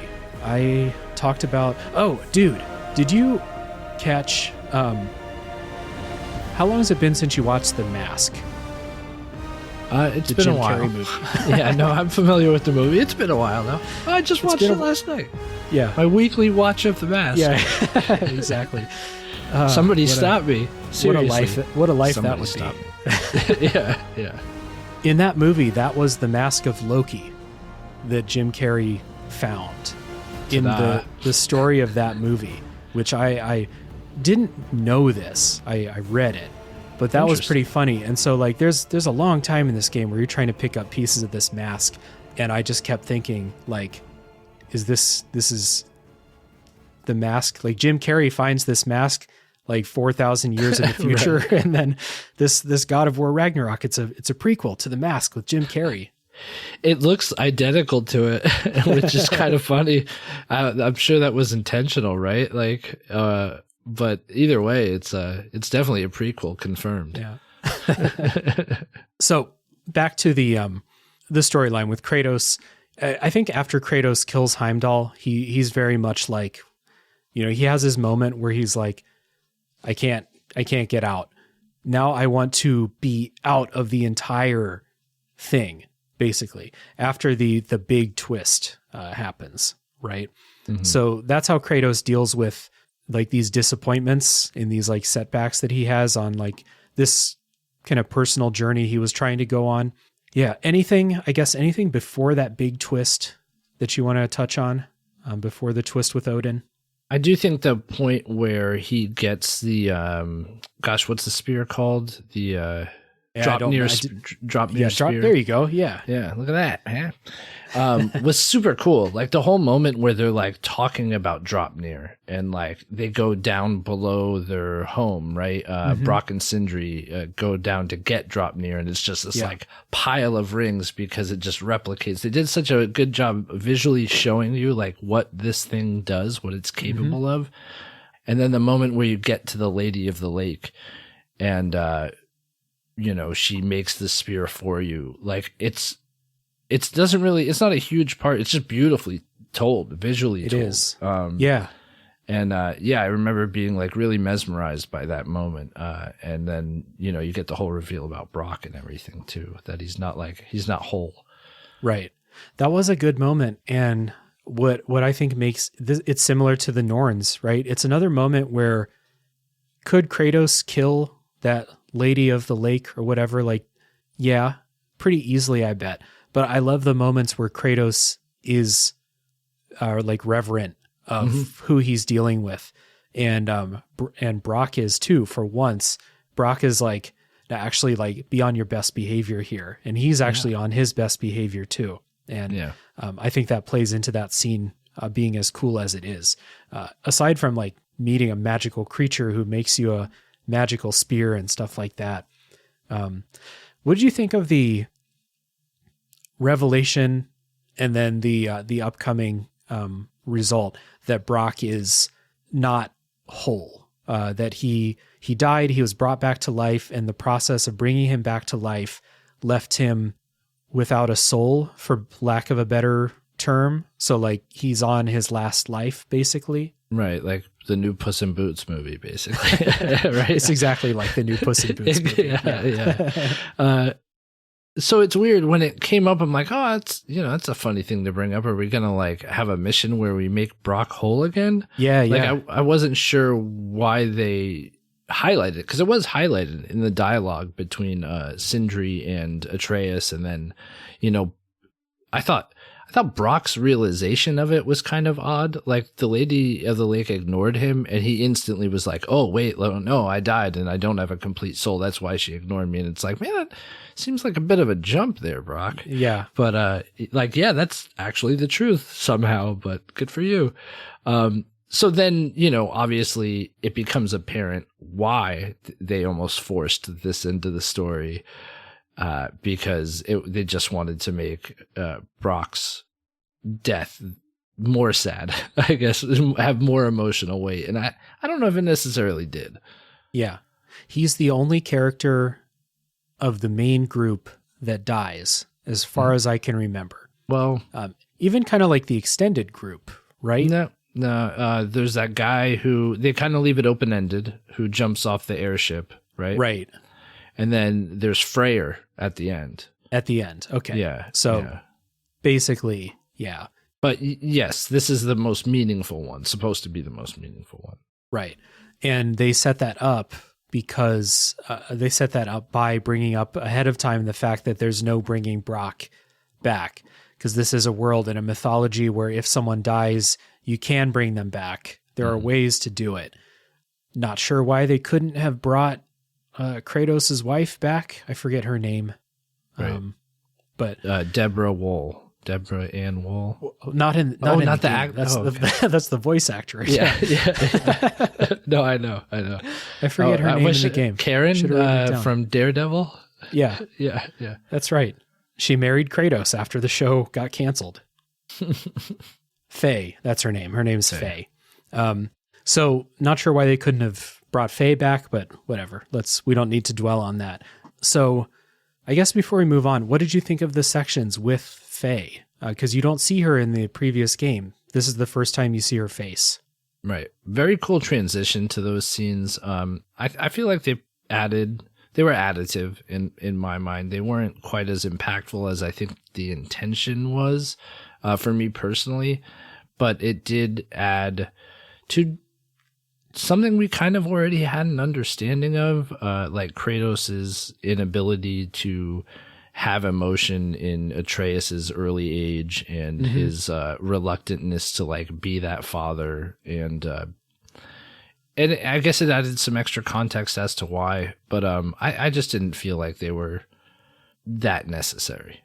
Yeah, they were okay, and I didn't mind it. Like in 2018, Faye she's a mystery, basically. You don't really know much about her other than she somehow calmed Kratos down a little bit.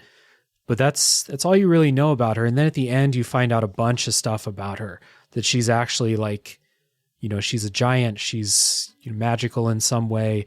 Now in this game, that mystery is gone. So I felt like they could put her in the game and have her talk to Kratos and kind of continue the mystique of her as this like incredible woman, basically. And those scenes were fine. Even if there was one and I was like, they last a couple minutes. It's not like you're stuck in them for hours or something. Really cool transitions to those scenes because it is all still one shot. Yeah. And I think it did add to this whole idea of prophecy. Like Kratos was, because she was there, because he's having these dreams about her, it just drills home the point that he's really struggling with the fact that like she had a prophecy regarding him dying, right? Yeah. So because the mural that Atreus found was painted by her, right? Right. Yeah. Right. So on to the kind of the big twist and what like the inciting event for kind of like the downhill to the end. And this is where I thought that the story like had started to pick up before this with Kratos killing Heimdall and stuff. But, and actually this was such a big moment in the story that I didn't even write it in the notes when it's revealed that Tyr is not Tyr, it's Odin. And it has been Odin the entire time. And I, for one, never saw this coming. This was a shock to me. Absolutely. Going into this scene, I'm like, man, why is Brock being such a dick to Tyr? Yeah. I'm like, dude, what's your problem, Brock? Like, slow down. Like, is this what, like his soul, like his missing soul coming into play? And then it was like, what the fuck just happened? Like, hold on, like, wait a minute. And it ends up like he knew something nobody else did. And man, this was a good reveal. Like, this was one where, it's late in the game when this happens. And I was like, damn, do I have to go back and replay this now to like see if I could pick up on it? There are a lot of moments throughout the story when the characters think that they're getting one over Odin in their planning, right? They think like Odin has no idea about this when Odin is the Allfather. He knows everything that's going on. And maybe it's on me for not picking up on foreshadowing ever. I'm always surprised by twists in everything that I watch or play. But even though this is like well within his powers to do something like this, never saw it coming. And when it happened, I was shocked. Dude, I'm rarely surprised by twists. Like I watch and experience media with like, while like actively trying to figure things out. And like, I can usually pick up on like nuances and twists and stuff like that. For whatever reason, I missed this completely. Didn't see it coming. And it didn't yet and I think that's the fine line. Like they did it so well that when it occurred, it was like, you started thinking about everything up to that point and you were like, oh crap, like this makes sense. And it's tough to have a twist so large yet still have those signs that like he was Odin, but not make it like in your face or evident enough that people would pick up on it. Like really that was done extremely well. And we haven't talked about Tyr at all up until this point, but his characterization through the game of the god of war who is done with war. He's seen too much, done too much. And his imprisonment by Odin, along with that, has kind of made him this broken man who refuses to fight. And now that you know that that was Odin the whole time, it makes sense that he doesn't want to go kill Odin's soldiers or take up arms against Odin because he is Odin. So you're right. It is a fine line. And they do have kind of a an easy explanation for it, in that Odin is the most powerful being in this entire like universe here, this entire pantheon. But that being said, it didn't feel cheap to me at all. It felt like this is exactly what Odin would do if he knew his enemies were plotting against him. This is what he can do. He can impersonate people, and this would be the smart thing to do, to get in there. Yeah, absolutely. And it kind of filled you with a bit of hopelessness too, because you were believing in their plan, right? Like up to that, going into that scene, they thought they had the edge. Yep. They had just killed Heimdall. The whole plan was to get to Asgard with like Odin having no clue they were coming. Right. And it was like, oh man, you guys got that so wrong. Yeah, it's crushing. It was cool. It's cool. Yeah. It's a good feeling. Yeah. I liked being surprised. And this was actually a little bit before this, when they started to dig back into Kratos' identity and trying to buck his, his destiny as, the killer of gods. I started to get back into the story then. And then from this point on, it's like straight downhill to the end. Great Best times. part of the game. Like, hands down, this is the reason you play Ragnarok, is for these last like 5 hours. Yep. I was going to say first 2 hours, last 5 hours, A+. Like, this is what I wanted. And then the rest of it, varying degrees of success. But like we said, there's a lot of cool stuff in the meantime. Just a little pacing, little unfocused, But now we're in the good shit. Yeah. So I didn't write this down. Frankly, it's not super important to me how they get to Asgard in the end. Oh, they go and get the Ragnarok monster, which they do like the fight. Oh no, they do. You're right. They get the fire giant. Right. They have a fight that it felt like it was straight out of the Guardians of the Galaxy video game. The fight in like the starry cosmic area. Oh, that was so dope though, dude. It was cool. Yeah. Yeah. Visually cool. I complained about the MCU shit, but I can't lie. After you fight, there's some Valkyries that come in. After you fight them and you pose with Kratos and Atreus as the bear, if they pose for the camera, I was like, that's pretty fucking cool. Like, I'm not a monster. I was like, that's cool. Right? It reminded me, it's funny you say Guardians of the Galaxy. It reminded me of that moment, towards the end of Guardians of the Galaxy, where you get a similar shot where like it's a pose and you're like meant to take that screenshot, right? Yep. And I did. I took that screenshot. Oh yeah, hell yeah. So for all the whinging I did about MCU stuff, that was cool. We also didn't discuss how Loki's a shapeshifter, and that comes into play in his combat, and that was cool. I thought that was pretty neat. Yeah, that was another cool moment at the beginning when Kratos keeps Loki from killing Freya when he was in bear form, and that was really cool. Not to mention when you're Kratos and you're like hunting this bear, and you don't know it's Loki, and you fight the bear, and like it dissolves into Loki. That was a cool little reveal. Yeah, that was cool. And Kratos, another one where Kratos is like, what did I just kill my son? Like, right. Yeah. So going into Asgard for the battle, this is the promise that AAA video games give you, is like this set piece of the battle at Asgard, going through all of these combat arenas and just seeing all the things with the battle happening off in the distance. I remember playing this and being like, this is the coolest thing I've seen in a video game in a long time. And this is why I buy AAA video games, because this is awesome. Like, hair standing up, like I'm in it. This charging into battle at the walls, climbing the walls, all of that stuff. So good. Yeah. Get you pumped for sure. Yeah. And,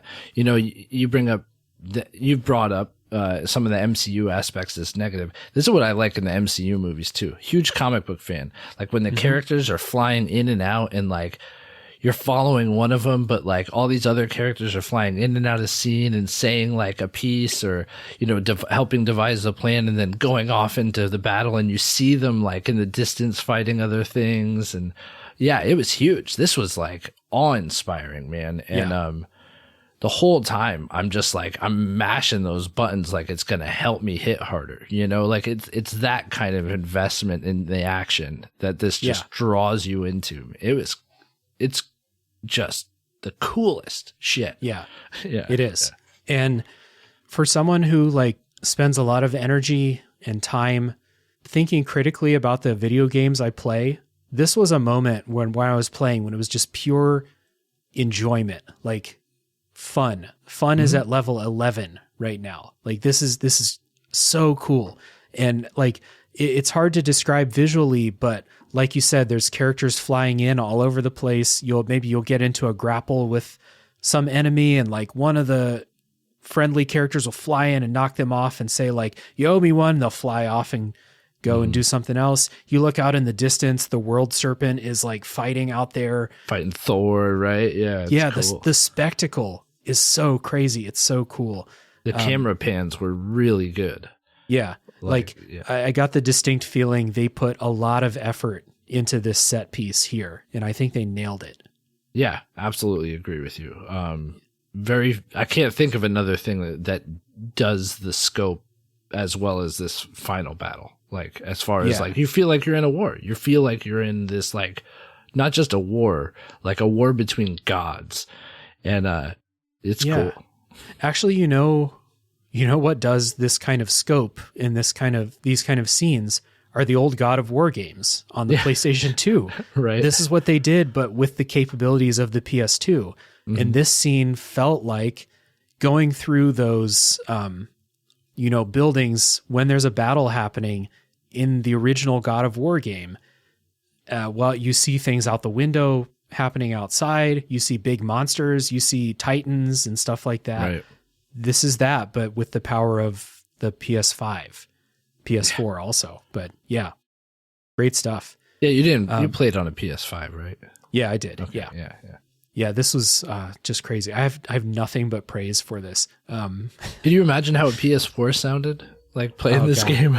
Yeah. You got to get those noise canceling headphones going, I'm sure. Yeah. But from what I've heard, the PS4 version runs fine. But yeah, this is the kind of thing that you want the PS5 for sure. So in the story during this part, Thor's daughter, who we haven't talked about a whole lot, she switches sides. She joins our team because Thor and Odin are, well, mostly Odin.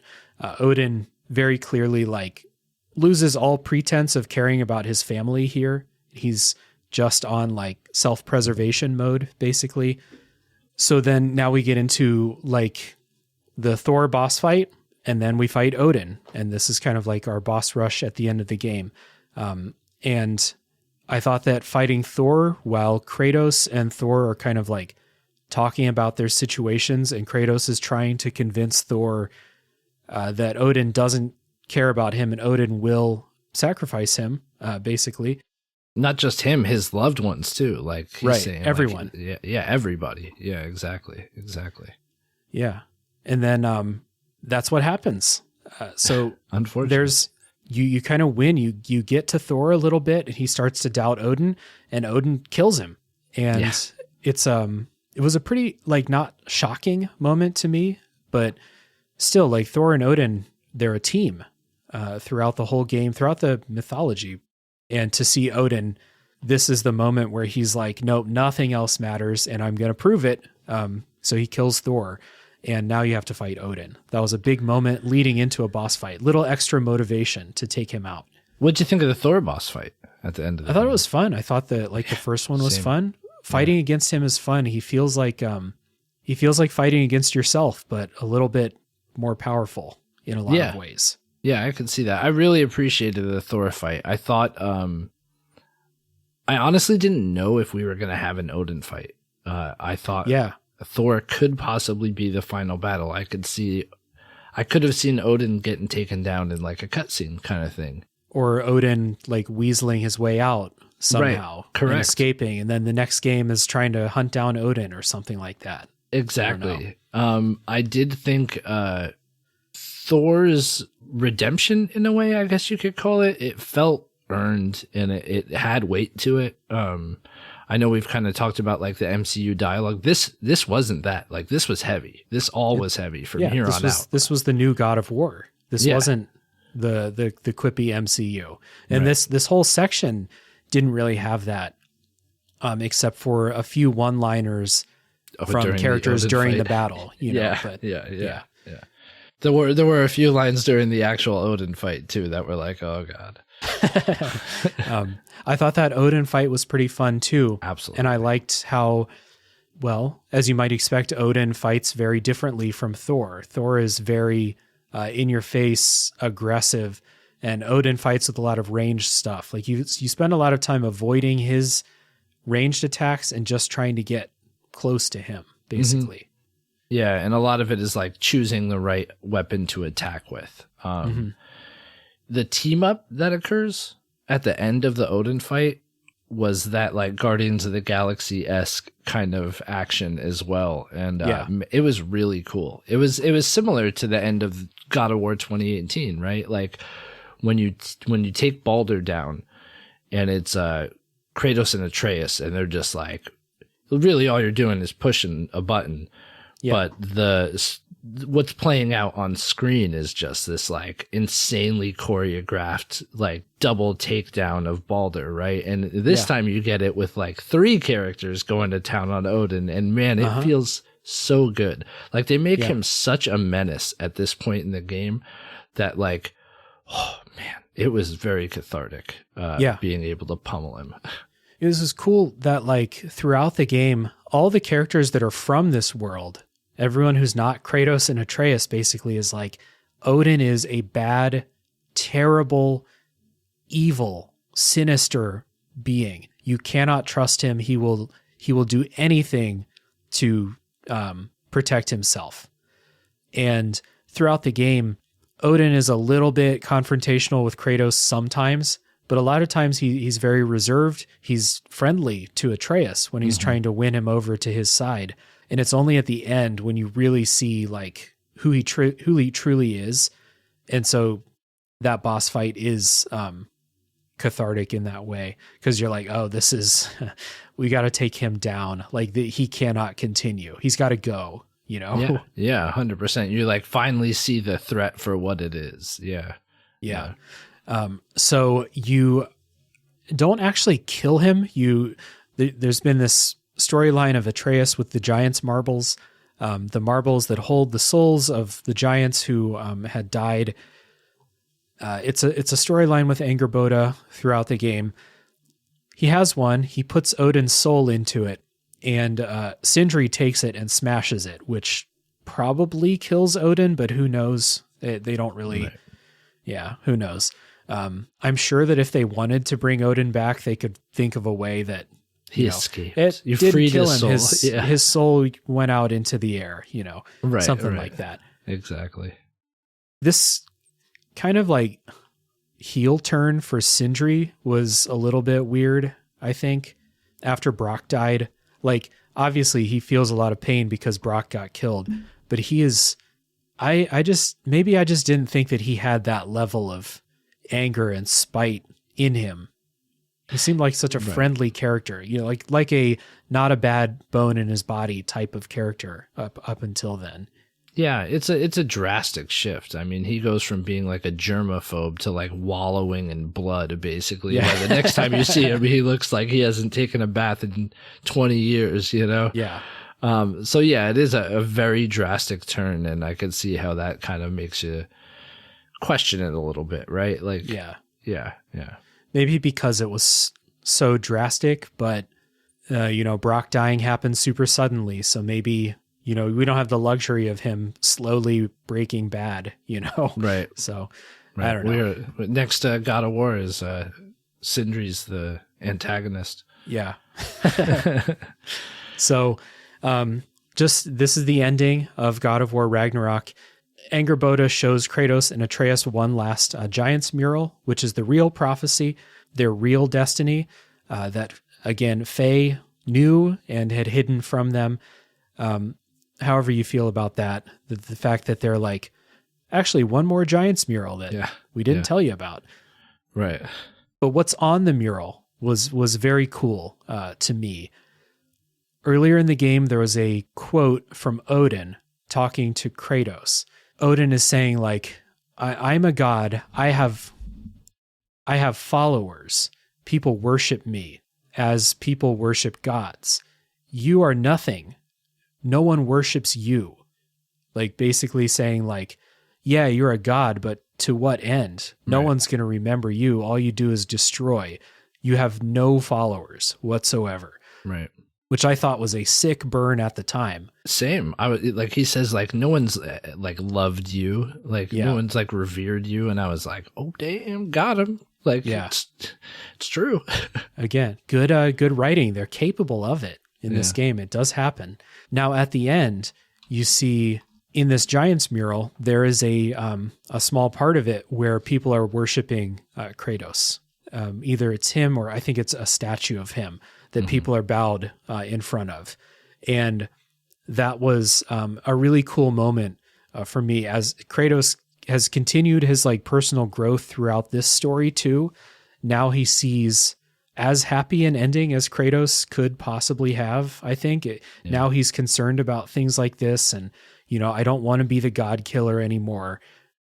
Whatever that means for the future of him as a god, I'm not sure, but maybe he's not sure, but to see that like there is like that he has worth and that he has a legacy that people are going to celebrate means a lot to him. Very apparently, again, acting, facial capture, all of that really great here.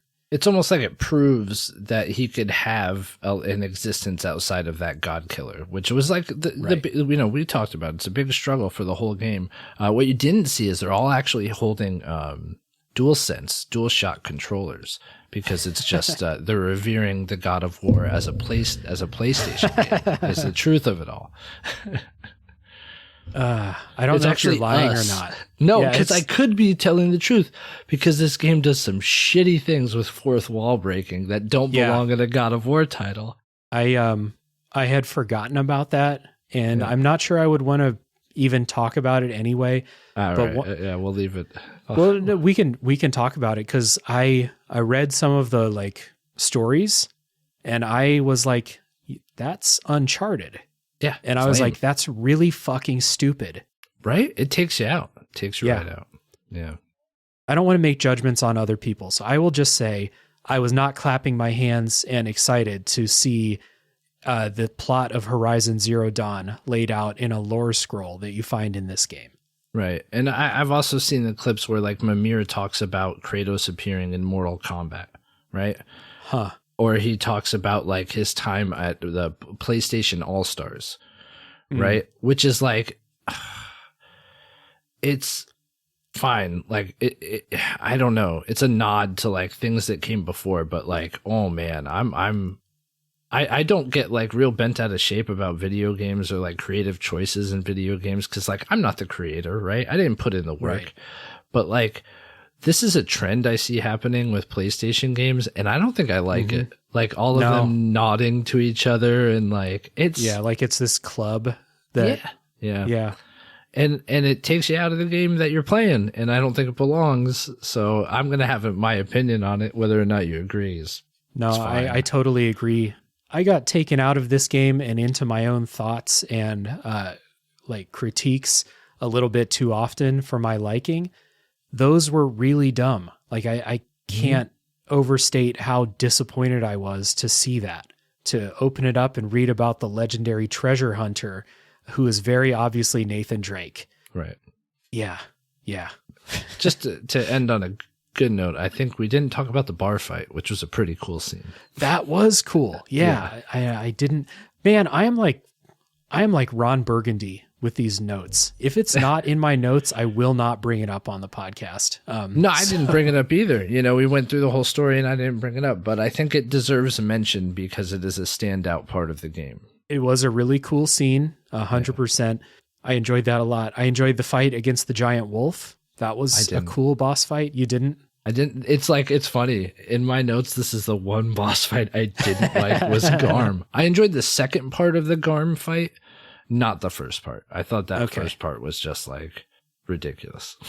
It felt that storyline felt like a little bit too Deus Ex Machina. Because what we didn't say about the ending is that Asgard is being destroyed, and the reason that they're able to get out is because they had magically transported the soul of their dead wolf that dies in the opening moments of the game, very sad, into Garm, into a knife, which then they're able to transport into Garm so that he could make a portal for them to escape Asgard as it's all going down. Now you might be able to see why we say it gets a little muddied in the middle here, right? Yeah. This is the culmination of a lot of quests. Yeah. I thought the part where you're fighting against the giant was really cool. That was visually super cool, dude. Yeah. Yeah. I thought the boss fights in this game were good. Really, that first part of the Garm fight is the only one I didn't necessarily enjoy. Mm-hmm. But other than that, I think the boss fights were like extremely well done throughout the game. Yeah. Mm-hmm. Yeah. And those optional boss fights too, I think they're pretty well made. They're just too hard for me. I think that I want to have a little confidence in myself and say that if I applied myself for, a weekend or a week, I could beat them all. I'm not going to do it though. It's not my idea of fun or how I want to spend time with this game. I didn't do the Valkyries either in 2018. It's just not what I'm into. I have heard these are harder than the Valkyries though, from people who did do them all. I'm good. I'm out. Me too. Yeah, me too. So, yeah, any other just quick, rapid fire, fun moments, boss fights? No, I think we did a good job. We hit all the ones I wanted to talk about. Yeah. Fun. One last moment that I thought was really cool. Even in the middle section, when I'm pretty wishy-washy on how I feel about the game in general. When you wake up the two wolves that were sleeping in Alfheim, I think, and you shoot the arrow into the sky and the wolf chases it. Valheim? Yeah, I get my realms mixed up. I'm lucky I live in a place that only has one realm. Yeah, same. That was cool. The visual spectacles, I think, were really good throughout. Yeah, absolutely. So, I guess just one last question before we call it quits. I find it hard to believe that this is the last God of War game. So is there something else that you wish from the series? Do you want them to move on? Do you want them to stay in the Norse mythology? Well, Anything? I think there definitely is more God of War coming, one way or the other. I think they have a unique opportunity to do kind of a Spider-Man and Miles Morales thing, because it's apparent at the end of the game that Atreus is staying within the Norse mythology, that he has unfinished business there, right? So I don't know, they could do that with DLC or make it its own like kind of smaller title, like Miles Morales-esque. Whereas with Kratos, it's, he says he's going to help the people there as well. But the doors are open for him. He could go wherever he wants, and it would be cool to see him like venture into other mythologies for sure. Yeah. Is there a particular mythology that you think would be cool to see brought to life in the way that Sony can do? I mean, they do a good job with the pantheons they've dealt with so far, but I think the easy one's Egypt, right? Like that's the go-to is Egypt. I think that's like the one that makes the most sense. I think it would be cool to see him fight Jesus. You fight the apostles and then the final boss is Jesus. Hell yeah. I'm into that. Oh man. No, I don't know. Really, Egypt's the one that comes to mind, but given more time, I'm sure I could come up with a few others. Yeah. I wonder how that would play in this day and age to have Kratos go basically kill non-white people. And their gods. Yeah. I'm not sure that would be a decision that Sony would take lightly if that's the decision the pantheon they do choose to go after next. Yeah. But there's lots of stuff out there. What if Kratos went to Japan? Right. There's lots of mythology out there that's unexplored. The one thing that I do think is that I personally am over the Norse mythology in media for a while. Yeah, I think there's been a saturation of it. Ready to, and it's not all Sony's fault, but I'm ready to move on. And I think you're right. There could be an Atreus Miles Morales type game pretty easily, because he just leaves at the end. He says he's going to go help the remaining giants in the marbles. No one knows what that means, so the door is open for them. Kratos' story in this game wraps up super nicely, so they could go in any direction they want. Man, you bring up a really good point with, like, you know, Kratos going to Egypt and taking on people of color. Like, yeah, I agree. I think that would be a really poor decision now that you bring it up. But then it also raises the question, like, what pantheons it would have to be a Western pantheon then. Yeah, and we've already done Greek. Right. And the Romans are the same as the Greek. It's too similar. Yeah, exactly. We've done Norse. We could do Celtic, but like also a lot of similarities to Norse. Yeah.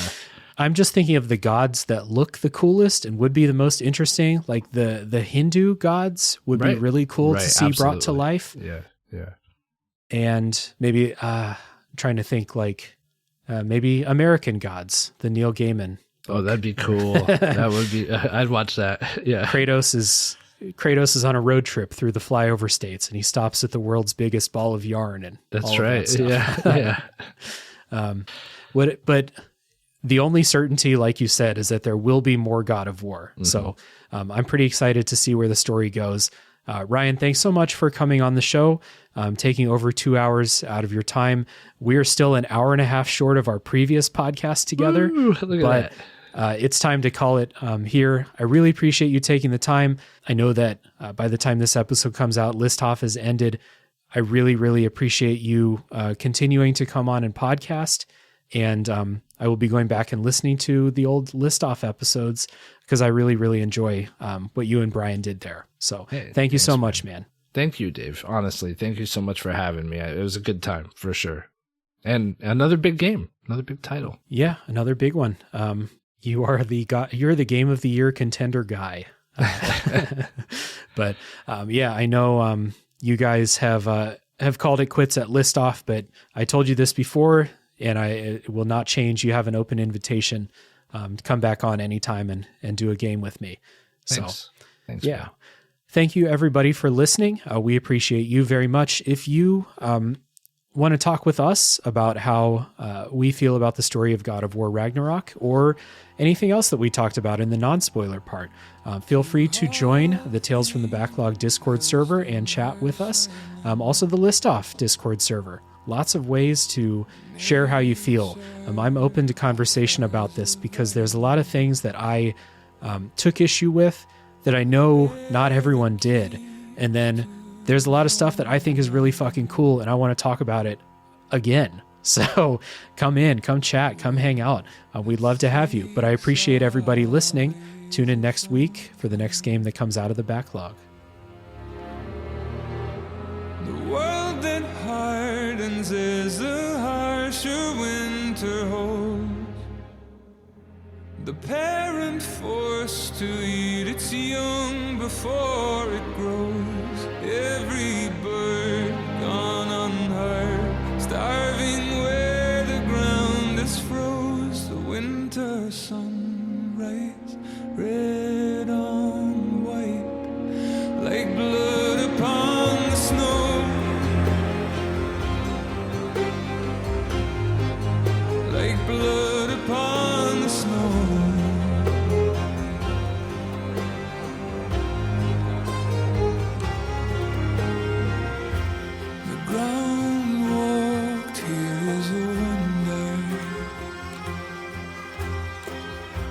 Ceases never to hunger.